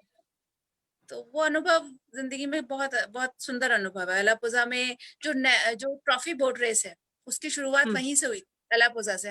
हर वर्ष अगस्त माह के दूसरे शनिवार को ये एक प्रतियोगिता होती थी, जो पतली स्नेक बोट होती है, जिसे मलयालम भाषा में चंदन कहते हैं, उसकी रेस होती थी। उसका नाम था नेहरू ट्रॉफी बोट रेस। तो जब जवाहरलाल नेहरू वहां पर अलापुझा पहुंचे थे आजादी के बाद, तो जो नाविक थे, वो नाविक इतने खुश हो गए थे कि वो नेहरू जी की बोट के साथ साथ बोटिंग करने लग गए थे। तो वो इस तरह से वो एक रिचुअल बन गया, उसका नाम ही पड़ गया नेहरू ट्रॉफी बोट रेस। लेकिन recently last year Kerala tourism ने उस एक दिन के इवेंट को मॉडिफाई किया और उसको एक लीग की तरह किया, जैसे आईपीएल होता है इस तरह से। अब वो बोट रेस एक एडवेंचर स्पोर्ट्स की तरह एक आईपीएल के रूप में होती है, लीग के रूप में मनाई जाती है, और जो कि 3 महीने चलता है इवेंट। तो बड़ा मजेदार इवेंट है और पूरे मॉनसून वाले टाइम में आप उसको एंजॉय कर सकते हैं, डिफरेंट लोकेशंस पर, केरल की डिफरेंट लोकेशंस पर। अच्छा। उसका टेम्परामेंट देखने लायक होता है। That is the ancient water sports activity in India. पुरानी है। अच्छा, अब मैं एक सवाल इसी विषय से है, लेकिन मुझे लगता है कि थोड़ा डिफरेंट भी है। जैसे लॉकडाउन से पहले की आपकी आखिरी यात्रा कौन सी थी और लॉकडाउन के बाद कौन सा शुरू करेंगे? मेरी लॉकडाउन से पहले की आखिरी यात्रा मेघालय की थी, करीब 5 दिन मेघालय में रहकर आई। और अभी वापस से लॉकडाउन खत्म होने के बाद पहली यात्रा आसाम की होने वाली है। अभी उसी पर काम चल रहा है कि आसाम से शुरुआत होगी और उसके बाद मध्य प्रदेश जाऊंगी, और देखिए क्या क्या हो सकता है। एक बाहर जाने का भी प्लान है, लेकिन अभी मुझे लगता है वो देखना पड़ेगा, जो भी गाइडलाइंस आएंगे। अभी हम जम्मू कश्मीर के संदर्भ में बात कर रहे हैं, तो मैं आपके परिचय में पढ़ रही थी कि आपके परिवार के कुछ लोग जो है पाकिस्तान में भी रहते हैं, और आपका आधा परिवार हिंदुस्तान में है, तो कहीं ना कहीं पाकिस्तान और हिंदुस्तान से एक अननेचुरल सा रिलेशन है आपका। आप बिल्कुल। उसको कैसे देखती हैं कि मतलब हिंदुस्तान और पाकिस्तान में जो लड़ाइयाँ अक्सर जो वर्ल्ड वार होते हैं, शाब्दिक जो लड़ाइयाँ चलती हैं, उसे जम्मू कश्मीर को के संदर्भ में आप कैसे देखती हैं कि क्या आने वाले समय में जम्मू कश्मीर भारत को कंप्लीट मिल सकता है? हालांकि ये सवाल एकदम से अनइथिकल है, लेकिन आपके अनुभव के आधार पे मैं जानना चाहूंगी कि आप इसको कैसे एग्जूम करती हैं, क्योंकि आपकी काफी फैमिलीज के लोग जो हैं वो वहां पर हैं और आपके अब्बू और बाकी लोग जो हैं इंडिया में हैं। तो आपके सामने क्या ऐसी कोई बाध्यता नहीं आई कि नहीं चलो पाकिस्तान में, क्योंकि आप जैसे कि मुस्लिम कम्युनिटी में होता है कि अक्सर जो शादियां होती हैं फैमिलीज में ही होती हैं, तो क्या आपके सामने भी ऐसी कोई बात रखी गई थी कि नहीं इससे शादी करनी है, अमुक व्यक्ति से करनी है? तो इस अनुभव को थोड़ा सा आप साझा कीजिएगा, और कश्मीर और इस स्थिति को ध्यान में रखते हुए। देखिए, जब पार्टीशन हुआ उससे काफी समय पहले से ही पाकिस्तान की एक अवधारणा शुरू हो गई थी पाकिस्तान बनने की, कि एक ऐसा देश बनेगा जो मुस्लिम बाहुल्य होगा, और उस देश में मेजॉरिटी में यूपी के जो एलीट क्लास मुस्लिम्स हैं, जो अच्छे संभ्रांत पढ़े लिखे मुसलमान परिवार हैं, उनकी उनकी मेजॉरिटी ज्यादा थी, भले ही वो जिन्ना के जी नेतृत्व में होने वाला था। तो एक जी ऐसे देश का सपना दिखाया गया था जो मुसलमानों की बेहतरी के लिए हो सकता था, जी जो एक मरीचिका थी, जो सिर्फ एक मरीचिका थी। जी। तो सभी वहां गए, पार्टीशन हुआ तो सबके सब चले गए उस तरफ। और हम्म अगर जिन्ना जिन्ना प्रधानमंत्री बन जाते तो शायद ये देश का बंटवारा नहीं होता, नोइंग द फैक्ट कि अगले 6 महीने बाद जिन्ना जिंदा भी नहीं रहने वाला था, वो तो मरने वाला था। हम्म लेकिन माउंटबेटन ने जो कुछ चाल चली तो उसके हिसाब से हमारे देश के 2 टुकड़े हो गए, जो कि हम्म अच्छी बात होगी, नहीं होने चाहिए थे। पाकिस्तान बनना ही नहीं चाहिए था। पाकिस्तान एक बहुत बड़ी गलती है और कुछ नहीं है। और हमारा दुर्भाग्य ये है कि हमें एक पिद्दू सी देश के साथ दुश्मनी निभानी पड़ रही है। मतलब पासन भी नहीं है वो भारत का, यूपी से छोटा है पाकिस्तान। मतलब हमारे लिए हम्म। डूब मरने वाली बात है कि दुश्मन भी कैसा इतना छोटा सा। और और वैसे हमारे कहावतों में कहा जाता है कि दुश्मन भी अपने कद बराबर का रखना चाहिए, लेकिन ये मतलब हम नहीं रखे हैं, ये इतिहास से हमें मिला हुआ है। हम हाँ, तो मतलब अगर हम दुश्मन चाइना हो तो समझ में आता है कि हाँ दुश्मन है, चलो टक्कर पे आते हैं। तो लेकिन अब तो कोविड-19 से चाइना ने बहुत बड़ी दुश्मनी ले ली। ट्रम्प तो रोज कहते हैं कि चाइना ये कर रहा है, चाइना वो कर रहा है, लेकिन भारत की तरफ से अभी तक ऐसा कोई व्याख्यान नहीं है, बल्कि बिल्कुल बहुत बिल्कुल सारे भारत में ऐसे लोग हैं जो चाइना के संदर्भ में लिख रहे हैं कि चाइना का इसमें क्या दोष है। और क्योंकि इस कोविड-19 की जो जिम्मेदारी है वो अभी तक डब्ल्यूएचओ ने ये नहीं कहा है कि चाइना से ही आया है, तो ये एक बहुत बिल्कुल बड़ा संकट है कि दरअसल ये प्राकृतिक है या मनुष्य के द्वारा जनरेट की गई है। ये धीरे धीरे समझ में आने वाली चीज है। तो बिल्कुल। तो दुश्मन के ओहदे पर हम back to your question, Pakistan, हाँ, तो जी पार्टीशन में हमारा पूरा खानदान चला गया पाकिस्तान। जी और मेरे पिता भी गए। और उस समय क्या होता था, जब आप पार्टीशन के टाइम जब जा रहे थे तब आपकी प्रॉपर्टी वगैरह भी ढंग से बिकती नहीं थी, आप बस छोड़ छाड़ के जाते होते थे। तो पिता भी चले गए, बाबा भी चले गए, पूरा परिवार खानदान चला गया। लेकिन वहां जाके उनको समझ में आया कि नहीं, ये वो जगह नहीं है जिसके बारे में हमें बताया गया था। तो देन जी ही केम बैक। हम्म और उनके पीछे मेरे बाबा वापस आए। तो हम्म यहाँ बंटवारा एक परिवार का हुआ। मतलब हम्म। मेरी दादी मेरे चाचा के पास रही, और अच्छा। मेरे दादा हमारे पिताजी के साथ रहे, हमारे साथ रहे। और उन्होंने अपने बच्चों की खातिर 2 अलग-अलग देशों में रहना पसंद किया, क्योंकि अब इनिशियली चाचा चले गए थे पाकिस्तान, वो युवा थे, उन्हें अकेला नहीं छोड़ा जा सकता था, इसलिए पूरे परिवार को जाना मजबूरी में पड़ा था। लेकिन वो वहां नहीं रह पाए। तो इस तरह ये बंटवारा हमारे अपने परिवार का भी हुआ। तो मेरे चाचा लोग अभी वहां पर रहते हैं, उनमें से बहुत सारे लोग हैं जो यूएस वगैरह यूके में हैं।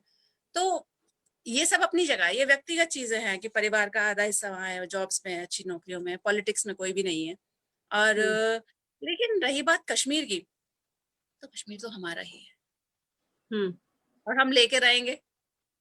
पीओके चल पीओके क्योंकि पीओके वो हमारा जन्नत है, और जन्नत को हम क्यों है। छोड़ दें? हाँ क्योंकि वो बिल्कुल है। जन्नत है और जन्नत को हम क्यों छोड़ दें? और राइट। और इस्लामी लोग, जब मैं कश्मीर में यात्रा करती हूँ, मैं आपको ये बात जरूर बताना चाहती हूँ कि मैं कश्मीर में यात्रा करती हूँ, तो मैं बहुत अलग अलग तरह के लोगों से बातें करती हूँ। तो उन सब से एक बार स्नोफॉल में फंस गई है एक होटल में, तो वहाँ कोई नहीं था, पूरा स्टाफ था और हम 2 लोग थे। तो हमने कहा स्टाफ के साथ बैठ के खाते पकाते थे, उनसे ही बतियाते थे। तो मैं जानना चाहती थी कि एक आम कश्मीरी क्या सोचता है इस बारे में। जी। पूछती थी कि भाई तुम लोग क्या चाहते हो, कि हमें आजादी चाहिए। किससे आजादी चाहिए? भारत से। अच्छा, किस बूते पे चाहिए? चला लोगे अपना राज्य, चला लोगे सेब खाकर, अखरोट खाकर? तो उनके दिमाग में एक छोटा सा नोशन बड़ा स्ट्रांग है कि अरे हमारे पास तो पानी है, जब पानी है तो पानी में से बिजली निकाल सकते हो? हम्म। नहीं निकाल सकते। किसके भरोसे करोगे? पाकिस्तान तो खुद डेथ बेड पर है, वो तुम्हारी क्या नैया पार लगाएगा? तुम्हारे साथ जो तुम्हारे ये नेता हैं, ये पिछले 70 साल में तुम्हें एक ब्लूप्रिंट नहीं दे पाए कि एक राज्य चलेगा कैसे। ये सब धोखेबाज है, इनके अपने बच्चे यूएस में पढ़ते हैं और तुम्हें पकड़ा हम्म। दिया है पत्थर फेंकने के लिए। हम्म। तो कश्मीरी युवा का भ्रमित है, दिग्भ्रमित है वो। उसे हम्म। लगता है कि अब इंडिपेंडेंस लेंगे, जबकि ऐसा हम्म। नहीं है। हम्म। एक राज्य अब चलाने आपसे के एक लिए तुम्हें सवाल, पैसे तो भारत ही देता है। बिल्कुल, अब एक सवाल और छोटा सा पर्सनल टाइप ही कर लूं आपसे। कभी आपके मन में नहीं आया कि हमारा बिल्कुल। परिवार, आधा परिवार पाकिस्तान में है, तो मैं भी जाऊं पाकिस्तान की यात्रा करके आऊं, पाकिस्तान की एक्चुअल स्थिति को देख कर आऊं? क्या आपके मन में कभी ये सवाल ख्याल आता है? मैंने पाकिस्तान की यात्राएं की हुई हैं, और अच्छा। बचपन में की हुई है, क्योंकि परिवार कुछ कुछ वर्षों में आता जाता था एक दूसरे से मिलने के लिए, जब तक संबंध अच्छे थे दोनों राष्ट्रों के बीच में।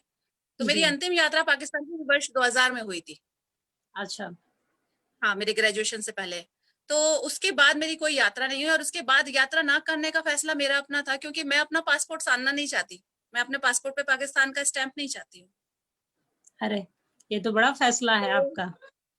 तो आपके मैं परिवार में किसी को नाराजगी नहीं हुई कि मतलब इतना रूड होकर के क्यों बिहेवियर कर रहे हो, कि जबकि फैमिली का आधा हिस्सा, आप जैसा कि बता रही हैं कि दादी वहां चली गई, दादा हमारे साथ रहे, तो परिवार का भी पार्टीशन हुआ एक तरह से, मतलब रिश्तों का भी विभाजन हुआ। हाँ, तो उन रिश्तों का रिश्तों के विभाजन हुआ। विभाजन। असल में रिश्तों का जो विभाजन हुआ ना, उसमें ना सोच का विभाजन भी हुआ। जैसे कि हम्म। अगर वो सोच से पाकिस्तानी है, तो मैं सोच से तो इंडियन हूं ना। राइट। मेरी सोच पहले भारतीय है। जैसे कि हम्म। कभी मेरे चाचा से वीडियो कॉल पे बात होगी, तो वो मुझसे कहते हैं बेटा तुम आ जाओ, हम हमें देखने का बहुत मन है। तुम, अच्छा मेरे चाचा ये लोग यहीं पैदा हुए हैं, तो वो क्या है, वो टीवी पे देखते हैं, और स्मार्ट हम्म। टीवी पर वो कुछ कुछ इंडिया के अलग अलग डेस्टिनेशन, जहां मुझे देख रहे होते हैं कि मैं यहाँ ट्रैवल कर रही हूँ, फिर वो उसको पूरा टीवी पे देखते हैं। तो फोन हम्म। पे भी बात करते हैं, बेटा मेरा बड़ा मन है, काश मैं तेरे साथ भारत घूम सकता। मैंने, चाचा वो दिन दूर नहीं है, हम मिलाने वाले अच्छा। हैं बस। हम चलिए, वापस। ये उम्मीद की जो आवाज है आपकी, खनक है, वो बनी रहे, देखिए क्या होता है। और मिलने पर भी बहुत सारी स्थितियां विकट आ सकती हैं, क्योंकि जिस तरह से अभी कोविड-19 की वजह से विस्थापन शुरू हुआ है, आप उसका बिल्कुल। दर्द देख रही हैं। बीच में आपने खुद हाईवे पे काफी लोगों को खाना खिलाने में, खाना वाना देने में आपने अपना अहम अहम योगदान दिया था। मैं देख रही थी कि आप लोगों को की सेवा कर रही थी। तो एक जो देश के अंदर विस्थापन शुरू हुआ है, उसको आप कैसे देखती हैं? पाकिस्तान को हम साइड रखते हैं, हमारा उससे कुछ खास मतलब नहीं, लेकिन हम अपने देश में जिस तरह का एक मजदूर वर्ग का, खास करके हमारे श्रमिकों का जो विस्थापन शुरू हुआ है, उसको आप कैसे देखती हैं इस कोविड-19 के समय के बाद? देखिए, जो भी तस्वीरें आ रही हैं, हृदय विदारक हैं, बहुत रुलाने कारुणिक वाली है। हैं, ठीक है। लेकिन अगर हम इसको थोड़ा ब्रॉडर स्पेक्ट्रम में देखें, तो हम कृषि प्रधान से कब सर्विस प्रधान हो गए, हमें पता ही नहीं चला। किसान का बेटा किसान नहीं बनना चाहता, वो शहर में जाके मजदूर बनना चाहता है, यानी कि नौकर बनना चाहता है। तो हम्म। ये विकास नहीं है, ये अधोन्मुखी विकास है, कि किसान नौकर बन रहा है और इसमें इतरा भी रहा है। गांव के गांव खाली हो गए, हम्म। बड़े शहरों में आके आप मजदूर बन गए, जबकि ये बड़े शहर आपके हैं ही नहीं।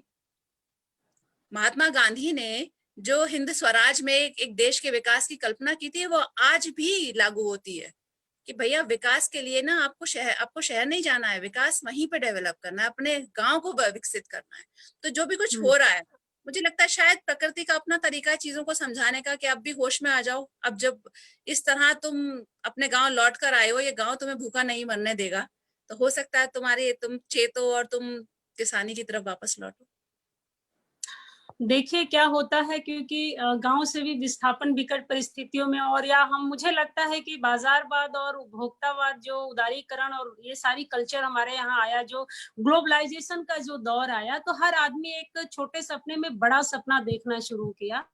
तो शायद ये विस्थापन गांव से शहर की तरफ हुआ, और अब शहर से पुनः गांव की तरफ हो रहा है। तो ये जो बिल्कुल दो स्थितियां पैदा हुई हैं, अब हो सकता है कि फिर रिटर्न विस्थापन दूसरे तरीके से शुरू होगा, तो उसकी तस्वीर अलग होगी। लेकिन मैं जो सोच के जी देखिए सुनीता जी, जब यूएसएसआर का विघटन हुआ, जी बहुत पहले की बात है, बहुत छोटी थी मैं, सुना ज्यादा है उसके बारे में।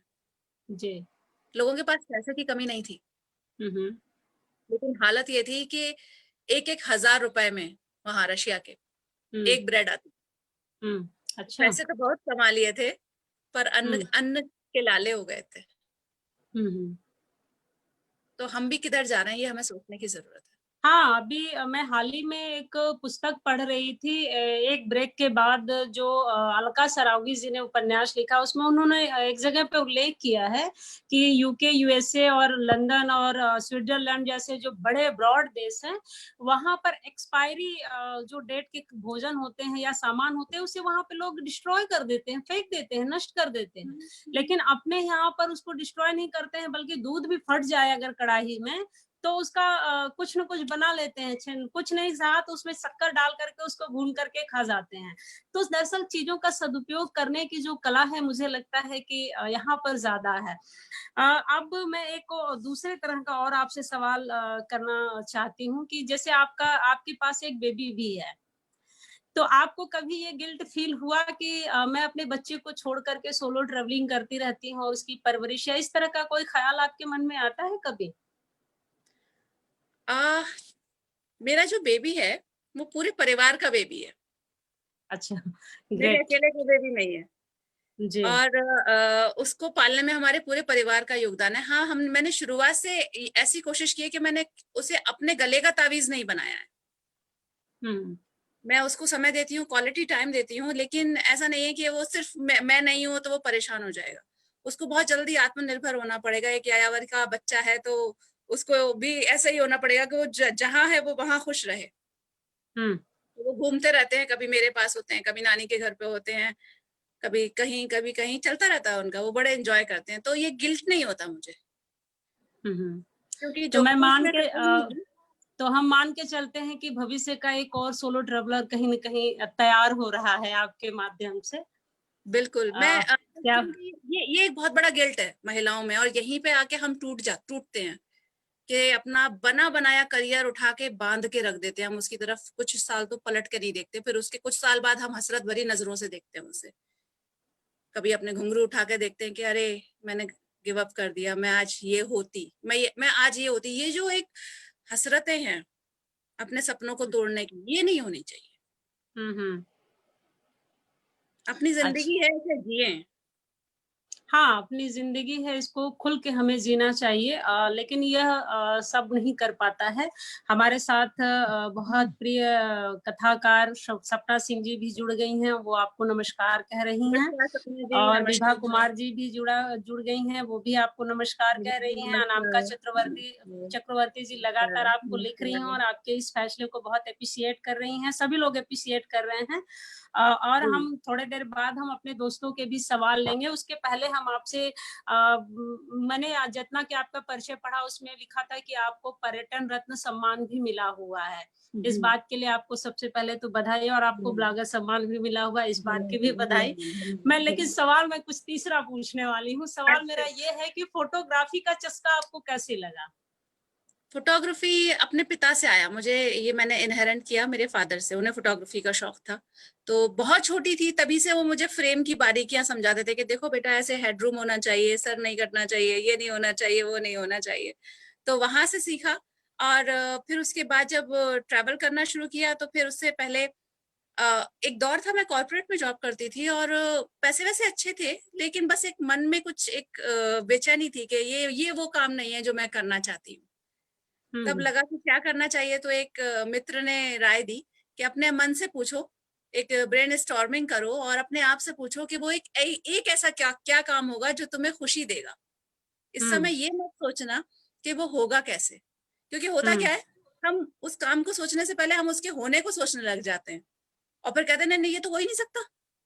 हम्म और मैं एक शादीशुदा महिला जिसकी दुनिया उसके पति तक सीमित है, प्रेम विवाह है, यानी अटूट आस्था है।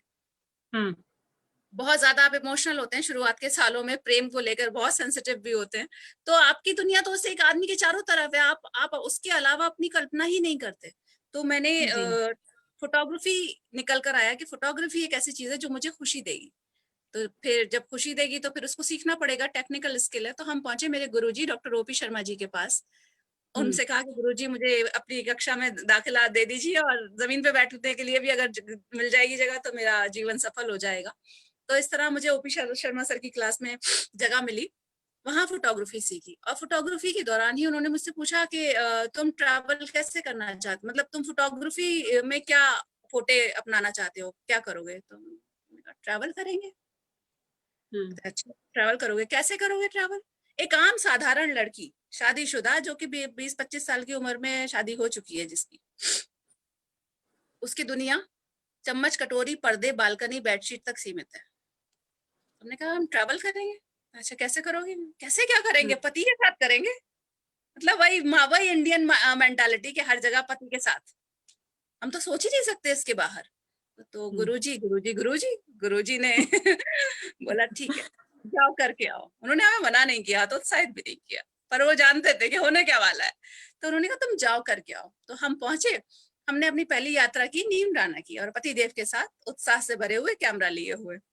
अब हम्म पहुंचे हैं, अच्छा बढ़िया लग्जरी रिजॉर्ट है, तो पतिदेव को सनसेट होने वाला है। अब हमें बेचैनी है कि अरे सूरज नीचे जाए जा रहा है, जाए जा रहा है, हम क्या कर रहे हैं कमरे में बैठकर। हम उनसे कहें चलो जाके शूट करके आते हैं, बाहर चलते हैं। अरे बैठो अभी बैठो अभी बैठो, और वो सनसेट हो गया। ओहो फिर सनसेट हो गया, बड़ा मलाल रहा, तो सोचे चलो कोई बात नहीं सनराइज शूट कर लिया जाएगा। तो हम्म सनराइज के टाइम पे किसी तरह उन्हें घसीट कर ले गए। अब बेचारे नए नए पति तो प्रेम के भार से भी दबे हुए थे, तो चल दिए। हम्म अब हम सनराइज शूट करने लगे। तो सनराइज शूट करते करते, अच्छा फोटोग्राफी ऐसी चीज है कि आप भूल जाते हैं कि आपके बराबर में कौन खड़ा है, आप अपने उस क्राफ्ट में इतना इन्वॉल्व हो जाते हैं। तो जब ये हुआ तो पतिदेव ने 1 घंटे बाद कहा कि चले। उन्होंने कहा ना अभी चलते हैं, 5 मिनट में चलते हैं। और फिर 1 घंटा बीत गया, 2 घंटे बाद फिर पतिदेव बोले चले। और तब मैंने झुंझलाकर उनसे कहा कि अरे आप जाइए ना, आप क्यों खड़े हैं यहाँ पर, हम काम कर रहे हैं, मैं काम करने दीजिए, आप जाइए जाके ब्रेकफास्ट कीजिए, पूल में जाइए, कुछ भी करिए, यहाँ मत खड़े होइए। हम झल्लाए हम्म उन पर। और ये वो एक क्षण था जिसने हमें ये रियलाइज कराया कि ये तुम्हारे जीवन की 2 ऐसी चीजें हैं जिन्हें तुम्हें मिक्स नहीं करना है।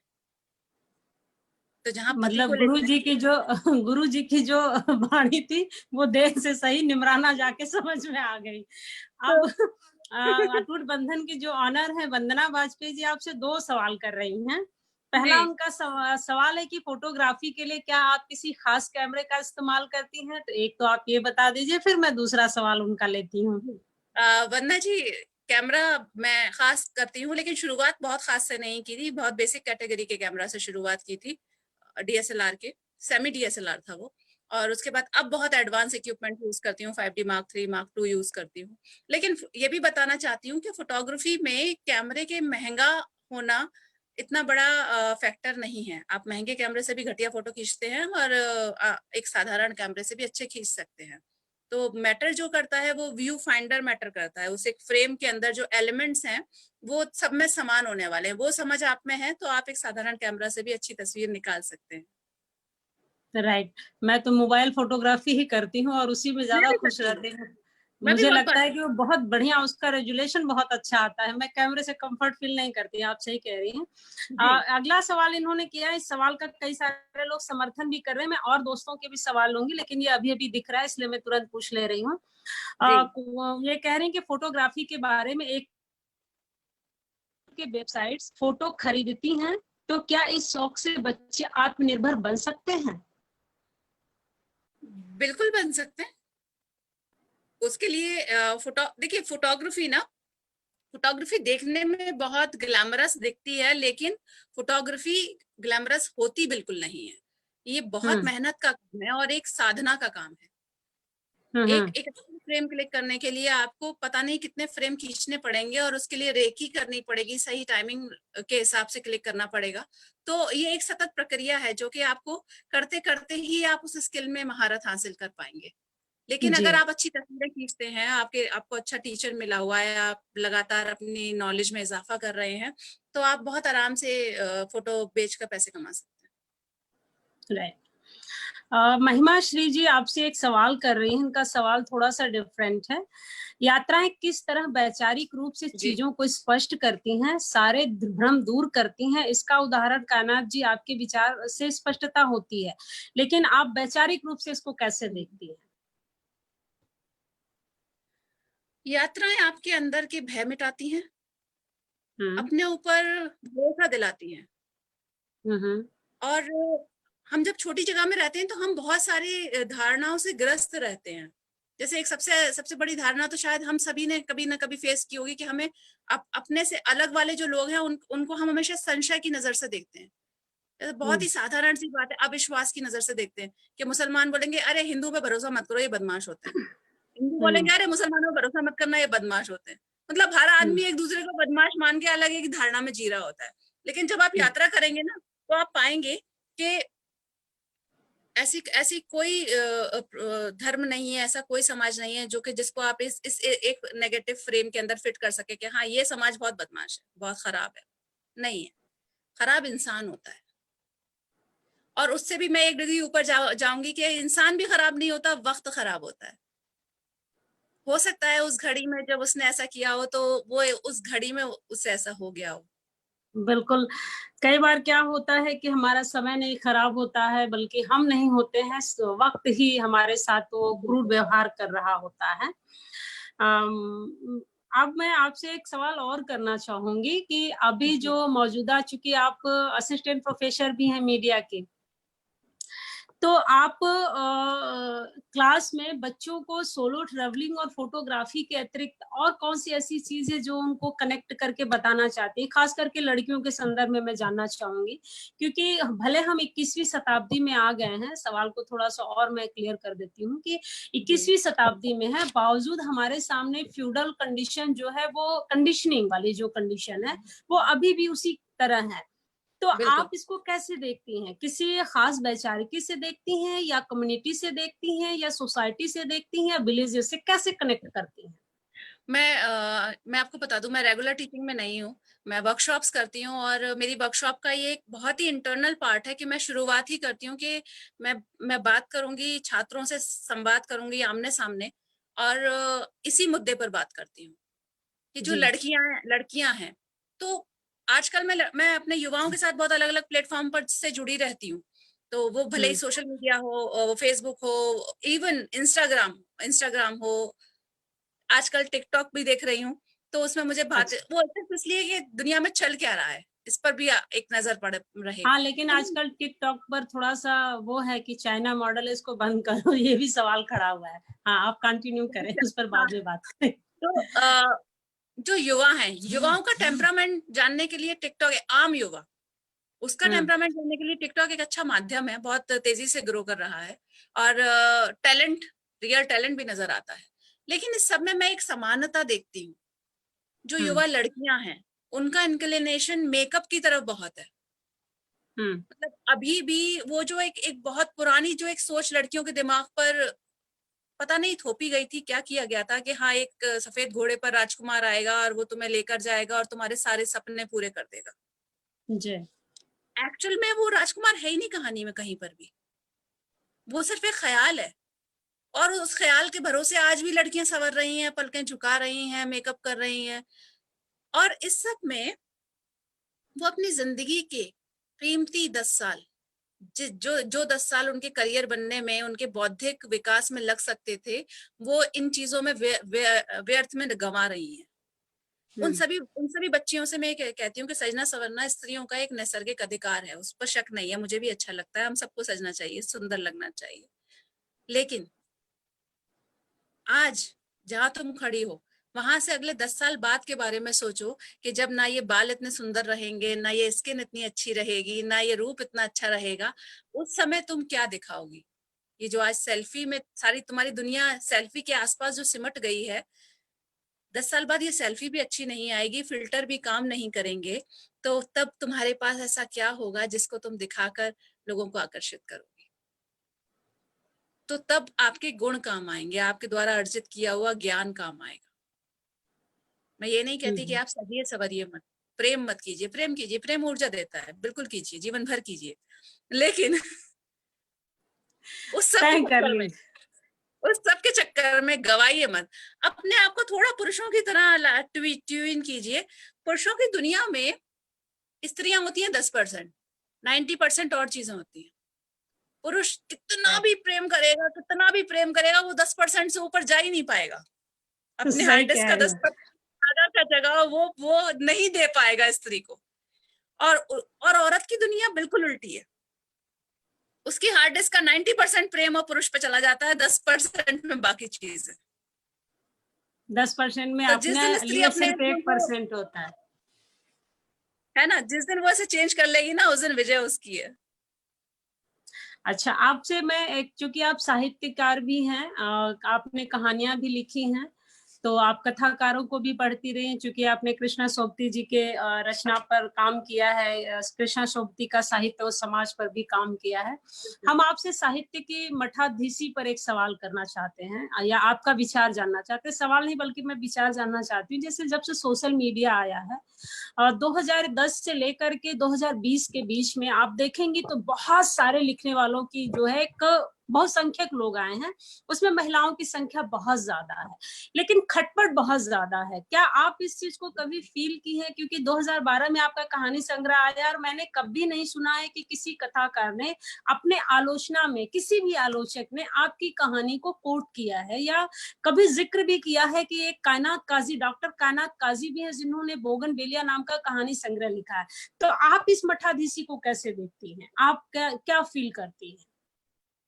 देखिए, ये चीज अगर हम सिनेमा में बात करें तो ये नेपोटिज्म की तरह माना जाता है, और साहित्य में बात करें तो मठाधीशीकरण के तौर पे भी कह सकते हैं। राइट, तो आपको या तो राइट। खेमे ज्वाइन करने पड़ेंगे, आपको कहीं ना कहीं खेमा ज्वाइन करना है, लॉबिंग करनी है। लेकिन मैं तो फकीर आदमी हूँ, रमजी फकीर हूँ, यायावर हूँ। तो मुझे लगता है मुझे क्या करना है, मुझे किसी के बहुत है। चरण छूने, मुझे चरण छूने में बिल्कुल भी कोई समस्या नहीं है। मैं आज भी अपने गुरुओं की भरी सड़क पर चरण छूती हूँ गाड़ी से उतरकर, क्योंकि उन्हीं के कारण आज जो कुछ हूँ मैं हूँ। तो लेकिन मुझे लगता है कि लॉबिंग कराना और पुश करना, प्रमोट कराना अपने आप को, ये सब मेरे बस का नहीं है। और मतलब कोई आप कोई खेमे आलोचक, बंदी को, मतलब आप खेमे बंदी से अपने आप को हमेशा दूर रखी हैं। बिल्कुल दूर। मैं किसी को जानती नहीं हूँ, कोई मुझे भी नहीं जानता, तो ठीक है, क्या फर्क पड़ता है। ये बढ़िया पॉइंट आपने कही कि मुझे भी कोई नहीं जानता तो क्या फर्क पड़ता है, मैं अपने आप को जानती हूँ। मैं ट्रैवल कर रही हूँ, मैं एक यायावर हूँ, मुझे मेरा काम अपने आप बोलेगा एक दिन। मुझसे अगर ये खेमा मतलब ये सब नहीं होगा, ग्रुपिज्म नहीं होगा, मठाधीश मतलब जाके किसी एक को गॉडफादर बनाना नहीं होगा। इस कहानी के हीरो हम खुद हैं। तो हाँ, और अपनी अपने कहानी के हीरो हम स्वाभिमान खुद और हैं। आत्मसम्मान से बढ़ करके कोई भी पद और प्रतिष्ठा नहीं है, ये सबसे बड़ी बात है। ये मुझे भी लगता है कि ऐसा ही होना चाहिए। अब एक सवाल हम आपसे थोड़ा सा उस संदर्भ में मैं करती हूँ कि साहित्य की भी हो गई, सिनेमा की भी हो गई, और इन सारी चीजों के अलावा आपको कौन सी ऐसी चीज है जो आपको, जिसमें आपको रुचि है, और हमारे सुनने वाले जानने वाले दर्शकों को बताना चाहेंगे आप? सिनेमा, सिनेमा, अच्छा, किस युग का? सिनेमा में अर्थात रुचि है। 12वीं शताब्दी, 14वीं शताब्दी, 19वीं शताब्दी, या 21वीं शताब्दी? किस तरह के सिनेमा पर आप ज्यादा लाइक करती हैं? ब्लैक एंड व्हाइट से लेकर राजा हरिश्चंद्र से लेकर अभी तक के पूरे सिनेमा की जर्नी को देख रही हूँ, और भांति भांति की फिल्में देखती हूँ, वेब सीरीज देखती हूँ। तो मुझे लगता है कि फेसबुक पर जो सोशल वॉर है, उससे तो अच्छा ये है कि आप एक अच्छा सिनेमा देख लें, तो उससे कुछ ज्ञान ही मिलेगा। तो सिनेमा, ये चीज ना सिनेमा में भी दिखाई देती है कि जैसे खैमे होते थे, सिनेमा में उस समय स्टूडियोज होते थे, कैंप्स होते थे, भट्ट कैंप है, ये कैंप है, वो कैंप है। लेकिन अब अचानक से दुनिया बिल्कुल बदलती जा रही है कि अब हीरो हीरो के सेट फॉर्मेट में नहीं है। अब नवाजुद्दीन सिद्दीकी हीरो है, अब इरफान खान हीरो है, जो कि हीरो के जो सेट पैरामीटर्स थे कि उसको ग्रीक गॉड जैसा होना चाहिए, नहीं है। पंकज त्रिपाठी अभी वेब सीरीज में देखें तो कितना अच्छा काम दिखाई दे रहा है। अलग अलग इन लोगों की प्रतिभा, इस उम्र में ये लोग अलग अलग प्रकार के किरदार निभा रहे हैं, तो बहुत अच्छा कंटेंट सामने भी आ रहा है। अभी रिसेंटली मैंने एक फिल्म देखी थी हामिद, जिसको किसी बहुत ही युवा बंदे ने बनाया है, एक डायरेक्टर है युवा अजीज खान, और उसमें रसिका दुग्गल ने काम किया है। रसिका दुग्गल एक महिला है, कश्मीरी महिला है। क्या उस बंदी ने क्या कैरेक्टर पकड़ा है, जबकि उसको अगर आप देखेंगे मिर्जापुर में देखेंगे तो वो कालीन भैया की बीवी है। अच्छा। हाँ, यानी कि ईस्टर्न यूपी वाला एक फ्लेवर भी वो बहुत बहुत अच्छे से कर लेती हैं, और जो वेरिएशन है वो बहुत ज्यादा दिखाई देता है। कुछ नए एंगल, कुछ नया कथानक देखने को मिलता है, नए पर्सपेक्टिव्स देखने को मिलते हैं। तो we are really in a very good age where we can see the difference between different art forms. Okay, right. लेकिन वेब सीरीज को लेकर के मेरी थोड़ी सी डिफरेंट मतलब समझ कही है, मानसिकता कही है। उसमें गालियों का इतना भद्दा प्रयोग करते हैं, मुझे बहुत गंदा लगता है। अब जैसे पाताल लोक है, उसको लेकर के आज मैंने देखा कि अनंत विजय जी ने बहुत बढ़िया आर्टिकल भी लिखा हुआ है, बड़ा तर्क संगत है। तो क्या वेब सीरीज के माध्यम से हम नई जनरेशन को, ऐसा तो नहीं है कि एक फुहड़ता भी परोस रहे हैं? आपको क्या अभी ये लगता है? मुझे तो लगता है ऐसा। देखिए, सिनेमा समाज का आईना है। जो समाज में हो रहा है वो बस फर्क इतना है क्योंकि अभी वेब सीरीज पर सेंसर बोर्ड नहीं है, तो वेब सीरीज कुछ साल तक इस लिबर्टी को ले रहा है कि वो जितना वायलेंस दिखाना चाहे, चाहे वो वर्बल वायलेंस हो, चाहे वो विजुअल वायलेंस हो, वो दिखा पा रहा है। क्योंकि कहीं वो एकदम स्टार्टिंग में एक डिस्क्लेमर डाल देता है कि 18+ कंटेंट है, तो यानी कि अब 18+ का मतलब यह है कि वो कुछ भी दिखाने के लिए स्वतंत्र है।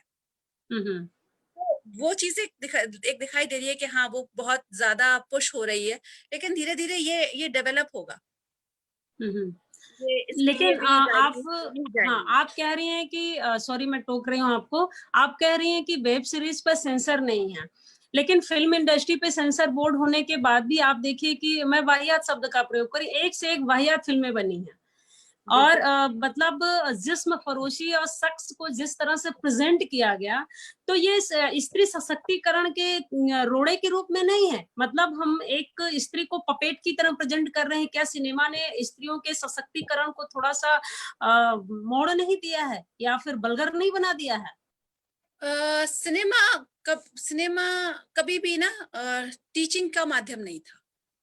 सिनेमा है मास कम्युनिकेशन, आम जनता के मनोरंजन की चीज। और जब आम जनता के मनोरंजन की बात आती है तो समाज के ब्रोथल भी आते हैं, हमारे ही बीच हैं। देश में जगह जगह वैश्यालय भी होते हैं, एग्जिस्ट करते हैं, हमेशा से चले आ रहे हैं। तो हम इसको इग्नोर नहीं कर सकते, ये पार्ट है हमारी दुनिया का। पर हाँ, भांति भांति की फिल्में बनती हैं, डिफरेंट डिफरेंट ग्रेड्स की, तो बाजार की डिमांड के हिसाब से फिल्में ज्यादा बनती है। हमारा देश दुनिया में शायद सबसे ज्यादा फिल्में प्रोड्यूस करता है।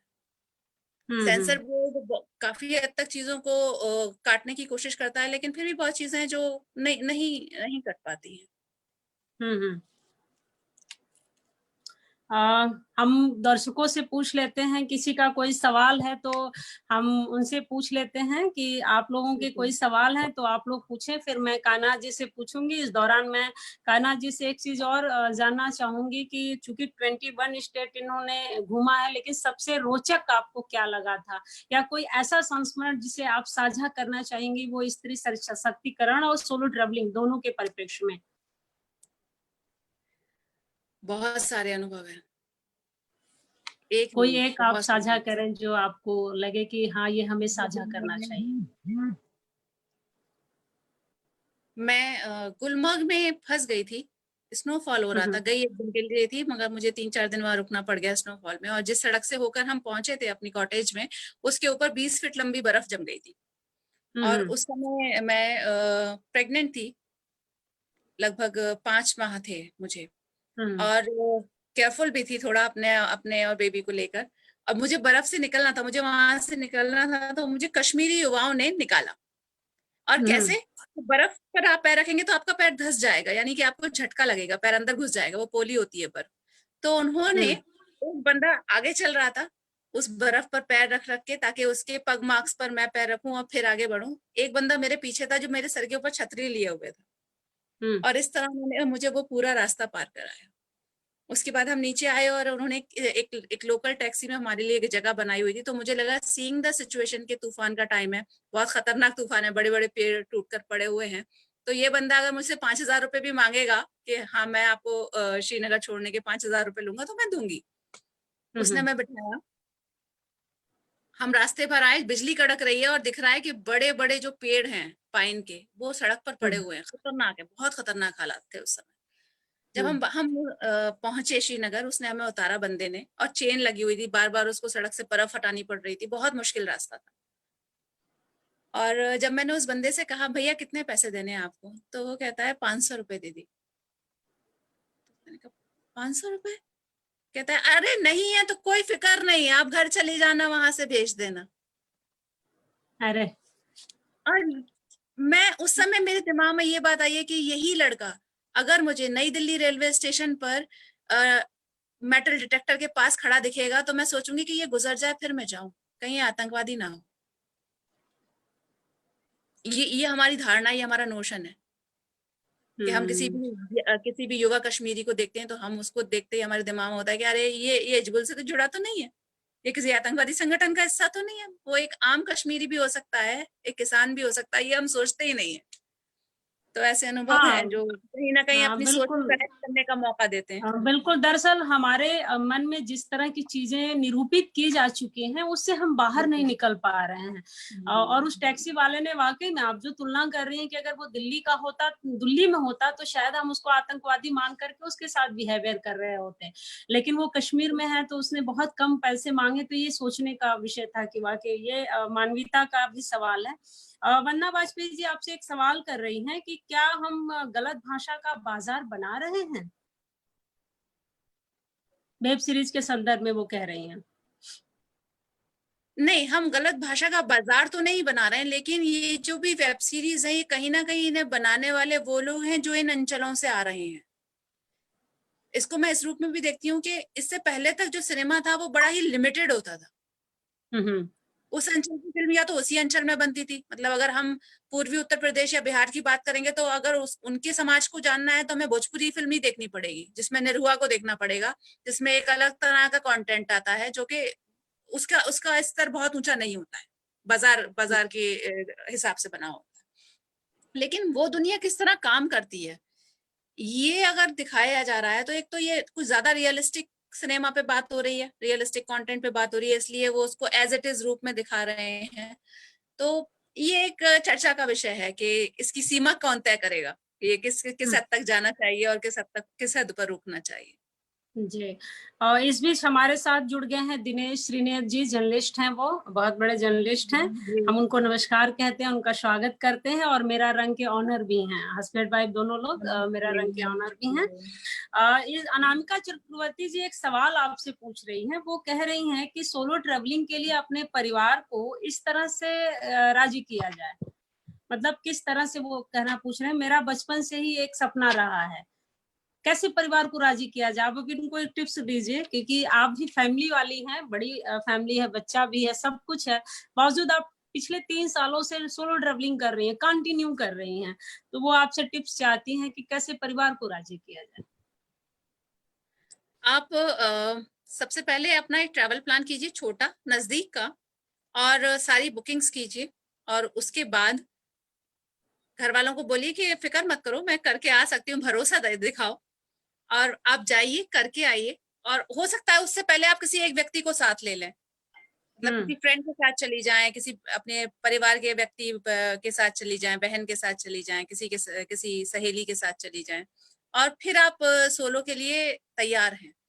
अपने हम्म आइटनरी परिवार के साथ शेयर करें, आप किस जगह पर कहाँ होने वाली हैं, ये उनको पता होना चाहिए। ये मैं आज भी करती हूँ।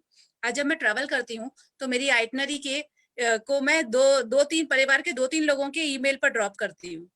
वो उसे हम्म देखे नहीं, जरूरत नहीं है उन्हें देखने की, लेकिन जब जरूरत पड़े तो वो उसमें देख सकते हैं, तो उन्हें पता रहेगा कि मैं थर्ड डे में मैं कहाँ थी, मेरा नाइट स्टे कहाँ होने वाला था।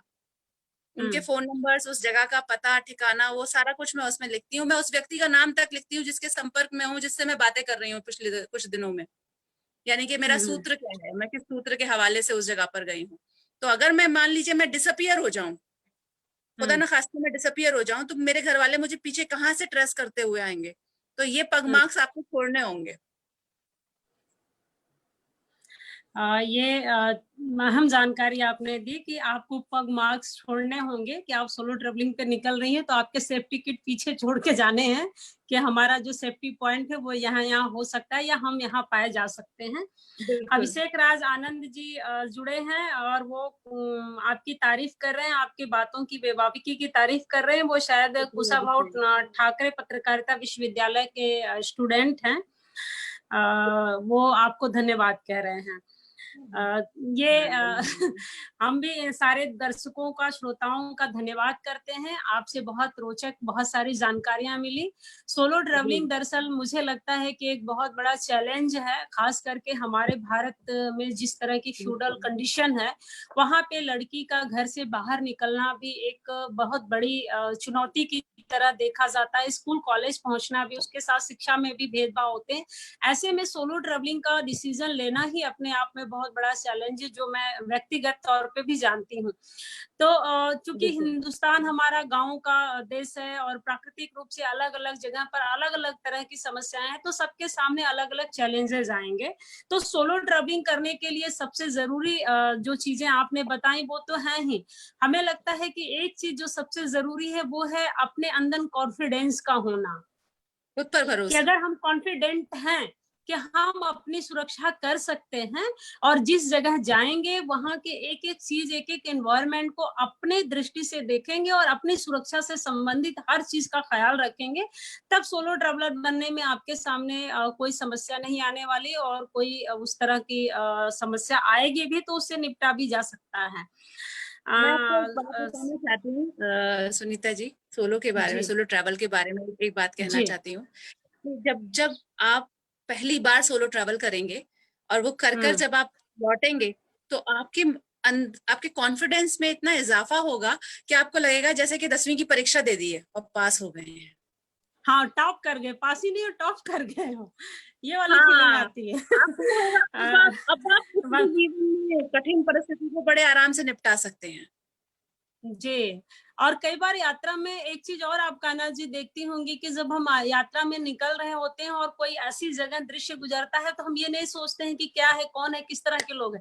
हम वहीं रुक जाते हैं और हम उनसे बातें करने लगते हैं, जैसे लगता है कि पता नहीं कब के बिछड़े हुए थे और आज मिल गए हैं। ये भी बड़ा दिलचस्प होता है। तो ये ट्रैवलिंग, ग्रुप ट्रैवलिंग में वो बात नहीं रह जाती है, सोलो में ज्यादा ये हम कर पाते हैं। बन्ना वाजपेयी जी कह रही है सुनीता जी अपना अनुभव भी सुनाएं। मुझे लगता है बन्ना जी आज हम लोग कान्हा जी को ही सुने तो बेहतर है, हमारा अनुभव फिर कभी हम लोग साझा करेंगे। फिर कभी साझा करेंगे। आज हमने बहुत सारी बहुत जरूरी और अहम बातें की हैं। साहित्य की भी बात की, सिनेमा की भी बात की, समाज की भी बात की, व्यवस्था की भी बात की, और सबसे बड़ी बात जो हम लोगों ने की वो स्त्री सशक्तिकरण की बात की, क्योंकि सोलो ट्रैवलिंग और स्त्री सशक्तिकरण दोनों एक दूसरे के पूरक हैं और इसे हमें इसी संदर्भ में लेना होगा। और आपकी स्वस्थ मानसिकता बड़ी कमाल की है, गजब की डिसीजन मेकिंग है। आपने पाकिस्तान के संदर्भ में जो डिसीजन लिया और अपने चाचा को जो आपने रिप्लाई किया, उसके लिए आपको हैंड्स ऑफ मैं कहती हूँ, क्योंकि इस तरह का निर्णय लेना बहुत मुश्किल। ये सपना देखती हूँ कि जो मुझे पता है कि जो पीओके वाला कश्मीर है ना, वो बहुत खूबसूरत है, वो हमारे वाले से ज्यादा खूबसूरत है। तो मेरी तमन्ना है कि मुझे वो देखना है, लेकिन मैं वो तभी देखूंगी जब वो हमारा होगा। यही तो सबसे बड़ी जो गुत्थी है। मेरे भी एक सवाल, दिग्विजय सिंह राठौर जी का भी सवाल है। जी जरूर, आप सवाल पूछें, हम इनसे पूछते हैं। तब तक हम लोग कश्मीर के उस आधे हिस्से की बात करते हैं जो आधा हिस्सा उधर है, आधा हिस्सा इधर है। तो वो डिवीजन जो है वो कब आएगा यहाँ ये तो नहीं कहा जा सकता, लेकिन हाँ, हम इस तरह से जरूर सकारात्मक दृष्टि से देख सकते हैं कि हो सकता है कोई तो क्योंकि जिस तरह से देश बदल रहा है, दुनिया बदल रही है और नई नई नीतियां आ रही हैं, और सबसे बड़ी जो चीज है वो कि जो एजुकेशन आया है, लोगों ने पढ़ लिख लिया है, तो लोगों की समझ थोड़ी सी विकसित हुई है। तो शायद ये चीज भी चेंज हो, और कल को अगर मिल भी जाए तो मुझे आश्चर्य होने वाला नहीं है। लेकिन एक सवाल मैं आपसे और करना बिल्कुल। चाहूंगी कि आप जम्मू कश्मीर में बहुत यात्राएं की हैं, जम्मू कश्मीर को लेकर के बहुत भ्रमात्मक चीजें भी फैलाई जाती हैं, कुछ लोग किताबों के माध्यम से, तो कई बार बातों के माध्यम से। गत दिनों अजनी शेखर जी आए थे, उन्होंने अपने घर परिवार के व्यक्तिगत अनुभव साझा किए थे, और अभी आपने वहां के ऑटो वाले का भी एक अनुभव साझा किया है। तो क्या आपको ऐसा लगता है कि कश्मीर को लेकर के हमने जो एक धारणा बना ली है, वो धारणा कैसे खत्म होगी? क्या आपको लगता है कि ये धारणा खत्म की जानी चाहिए, जो हमने गलत धारणाएं बना ली कि हाँ वो इससे संबंधित होगा या आतंकवादी संगठन का हिस्सा होगा, ये धारणाएं खत्म होंगी आपको लगता है एजुकेशन आने के बाद? बिल्कुल होंगी। इसमें सबसे पहला कदम तो यही अच्छा है कि आर्टिकल 370 हटा, स्पेशल राज्य का जो दर्जा था वो हटाया। उससे दो फायदे हुए। एक तो लद्दाख कश्मीर की छाया से अलग हुआ। कहते हैं ना, बड़े वृक्ष के नीचे छोटा वृक्ष पनप नहीं पाता। तो जम्मू एंड कश्मीर का हिस्सा लद्दाख है, लद्दाख रहा, तो उसके हिस्से में उतना विकास पहुंच ही नहीं पाता था, जबकि लद्दाख में 130 गांव है। उन 130 गांवों की वजह से कोई परवाह ही नहीं थी, वो एकदम साइड लाइन ही चल रहे थे अब तक, जबकि वो इतना खूबसूरत है, वो कश्मीर से ज्यादा खूबसूरत है वो क्षेत्र। तो लेकिन ये कश्मीर की जो पॉलिटिकल सिस्टम है वो सब अजीब है। मुझे लगता है कश्मीरियों के साथ जितना फरेब उनके अपने नेताओं ने किया है, इतना तो किसी ने किया ही नहीं है। चाहे वो महबूबा मुफ्ती हो, चाहे वो अब्दुल्ला खानदान हो, चाहे वो यासीन मलिक हो, इनमें से एक इंसान कश्मीरी का नहीं है। ये वहां है क्यों? इनके हाथ में सत्ता है क्यों? ये फुटबॉल की तरह कश्मीरियों को इधर से उधर और उधर से इधर छल रहे हैं, सिर्फ छल रहे हैं, कुछ नहीं दिया। आप कश्मीर जाएंगे, कश्मीर जाके आपको लगेगा कि विकास थमा हुआ है, 50 साल पीछे है कश्मीर बचे हुए भारत से। जो कश्मीर का पढ़ा लिखा परिवार है, वो तो अपने बच्चों को भेज देते हैं बम्बई दिल्ली पढ़ने के लिए। उनमें से आधे लोगों के पास, मैं यहाँ अपना एक अनुभव बताऊंगी अगर समय होगा तो। हाँ बिल्कुल बिल्कुल। मैं घूम रही थी फोर्ट कोची में। मैं फोर्ट कोची में टहल रही थी, तो वहां पे पारसी सिनेगॉग है। तो पारसी सिनेगॉग गई, वहां मटनचरी एक जगह है। पारसी सिनेगॉग के बाहर दुकानें बनी हुई थी, उसमें कश्मीर एम्पोरियम की दुकान भी थी। तो 3-4 कश्मीरी खड़े हुए थे। तो मैंने सिर्फ ऐसी जान के लिए उनके पास खड़े होकर मैंने बातचीत करना शुरू की। तो मैंने उनसे पूछा कि अच्छा आप बताइए, आप यहाँ पर दुकान चलाते हैं, आपको कभी कोई परेशानी हुई, कभी कोई समस्या हुई? तो उन्होंने कहा नहीं, कोई समस्या नहीं हुई यहाँ पर। तो मैंने उनसे कहा कि यही फर्क है कि आप पूरे भारत में जहां चाहें वहां कश्मीर एम्पोरियम खोल सकते हैं, और हम चाहकर भी कश्मीर में एक प्लॉट नहीं खरीद सकते। इसी फर्क को मिटाने की जरूरत है। एक्चुअली जी, अब जो ये फर्क मिट गया है, तो उसको हमें और आगे बढ़ाना होगा और आगे लेके जाना होगा, कि हमें वहां जाना होगा बिना भय के कि हमारे साथ कुछ प्रॉब्लम होगी। एक अच्छी बात इसमें टूरिज्म की जुड़ी हुई है, क्योंकि टूरिज्म एक बहुत बड़ा एलिमेंट है कश्मीर के इकोनॉमी का। और कश्मीरी डायरेक्ट और इनडायरेक्ट किसी ना किसी रूप में टूरिज्म से जुड़े हुए हैं। तो कश्मीर में आने वाला कोई भी व्यक्ति जो होता है, उसको वो सरमाते उठा के रखते हैं। बाय डिफॉल्ट वो लोग मेहमान नवाज लोग हैं। तो इससे हमें डरना नहीं है कि पता नहीं कश्मीर जाए, कुछ हो जाए, कुछ प्रॉब्लम हो जाए। इस डर से बाहर रहकर हमें बड़े बिंदास होकर कश्मीर जाना चाहिए, और ज्यादा से ज्यादा जाना चाहिए। बिल्कुल। हाँ, वहाँ पे मुझे लगता है कि कश्मीरियों के साथ जो है ना, वो पॉलिटिकल एंगल ज्यादा जुड़ा रहा है, इसीलिए उनको फुटबॉल की तरह हमेशा यूज एंड थ्रो वाला प्रिकॉशंस यूज किया गया, कि आप यूज किया, फेंक दिया, और इससे उससे जोड़ करके राजनीतिकरण ज्यादा हुआ। खैर, दिग्विजय सिंह राठौर जी एक सवाल कर रहे हैं कि आज पहाड़ों में पर्यटन के कारण 2 वक्त की रोटी जुटाने वाले बहुत दुखी हैं, सरकार को उनकी सहायता करनी चाहिए। देखिए, सरकार की अपनी सीमाएं हैं। जो सरकार है वो कुबेर के खजाने के ऊपर नहीं बैठी है। सबको पैकेज देना चाहिए, किस किस को पैकेज देना चाहिए। तो ये बहुत सारी चीजें हैं जो कि हो नहीं पाती हैं। इसको पैसे चाहिए, सुनने में ये आंकड़े बहुत बड़े लगते हैं कि 20,000 करोड़ के 15,000 करोड़, इस राज्य को भी चाहिए, उस राज्य को भी चाहिए। लेकिन जिसको देना है उसके पास भी तो होने चाहिए, कहाँ से लाएगी सरकार? उसके लिए हमें ही सोचना होगा कि हमें ट्रैवल करने जाना है, हमें निकलना है। अगर हम जाते हैं, हमारा एक दिन का एक्स्ट्रा अगर स्टे बनता है, तो वो एक रात का 1 एक्स्ट्रा स्टे फायदा करेगा सब्जी बेचने वाले को, दूध बेचने वाले को, ब्रेड बेचने वाले को। तो ये सब मिलकर थोड़ा हम सबको बांटना होगा ये भार। अकेले मोदी जी के पास जादू की छड़ी तो है नहीं। हाँ, जादू की छड़ी नहीं है, लेकिन मुझे लगता है कि रणनीति की कमी है। मेरा ये व्यक्तिगत मानना है कि अगर किसी चीज की, जैसे आप सोलो ट्रेवलिंग करती हैं तो एक प्लान बनाती हैं ना, एक मैप बनाती हैं, एक मैप लेकर चलती हैं। मैंने देखा कि आप किताबों में मैप भी आपने डाल रखे हैं, और जैसे अनुराधा बेनीवाल जब यात्रा किस किस शहर में गई है तो उसका उन्होंने एक रोड मैप बना करके, मैं दिखा भी देती हूँ दर्शकों को, कि डाल रखा है कि हम यहाँ से चले थे, यहाँ पहुंचे और इस तरह से पहुंचे। तो किसी भी योजना को अगर सरकार इम्प्लीमेंट करती है, उसके लिए एक प्रॉपर गाइडलाइन और तैयार कर लेती है, तो कोई कंफ्यूजन नहीं रह जाता है, सबके हिस्से का सब कुछ मिल जाता है। तो पहाड़ों में भी वो आवंटन पहुंच सकता है, लेकिन जो 20 करोड़ वाला 20 लाख करोड़ का आप जो जिक्र कर रही हैं, उसमें इतना कंफ्यूजन है कि पढ़े लिखे को पल्ले नहीं पड़ रहा है, आम आदमी कैसे समझेगा। तो ये एक बड़ा सवाल है जिस पर हम दोनों नहीं कर सकते, क्योंकि हम लोग इकोनॉमिक्स नहीं है। देखो, हमारी जो चुनौतियां है ना, वो यूरोप के किसी भी देश की चुनौतियों से मेल नहीं खाती हैं। जितने बड़े यूरोप में देश होते हैं, उससे बड़े हमारे राज्य हैं। जी। तो हमारे चुनौतियां अलग हैं, तो उस हिसाब से हमारी तैयारियां भी हमें अलग स्तर की करने की जरूरत थी। बिल्कुल थोड़ी सी तैयारी डिफरेंट करने की जरूरत है।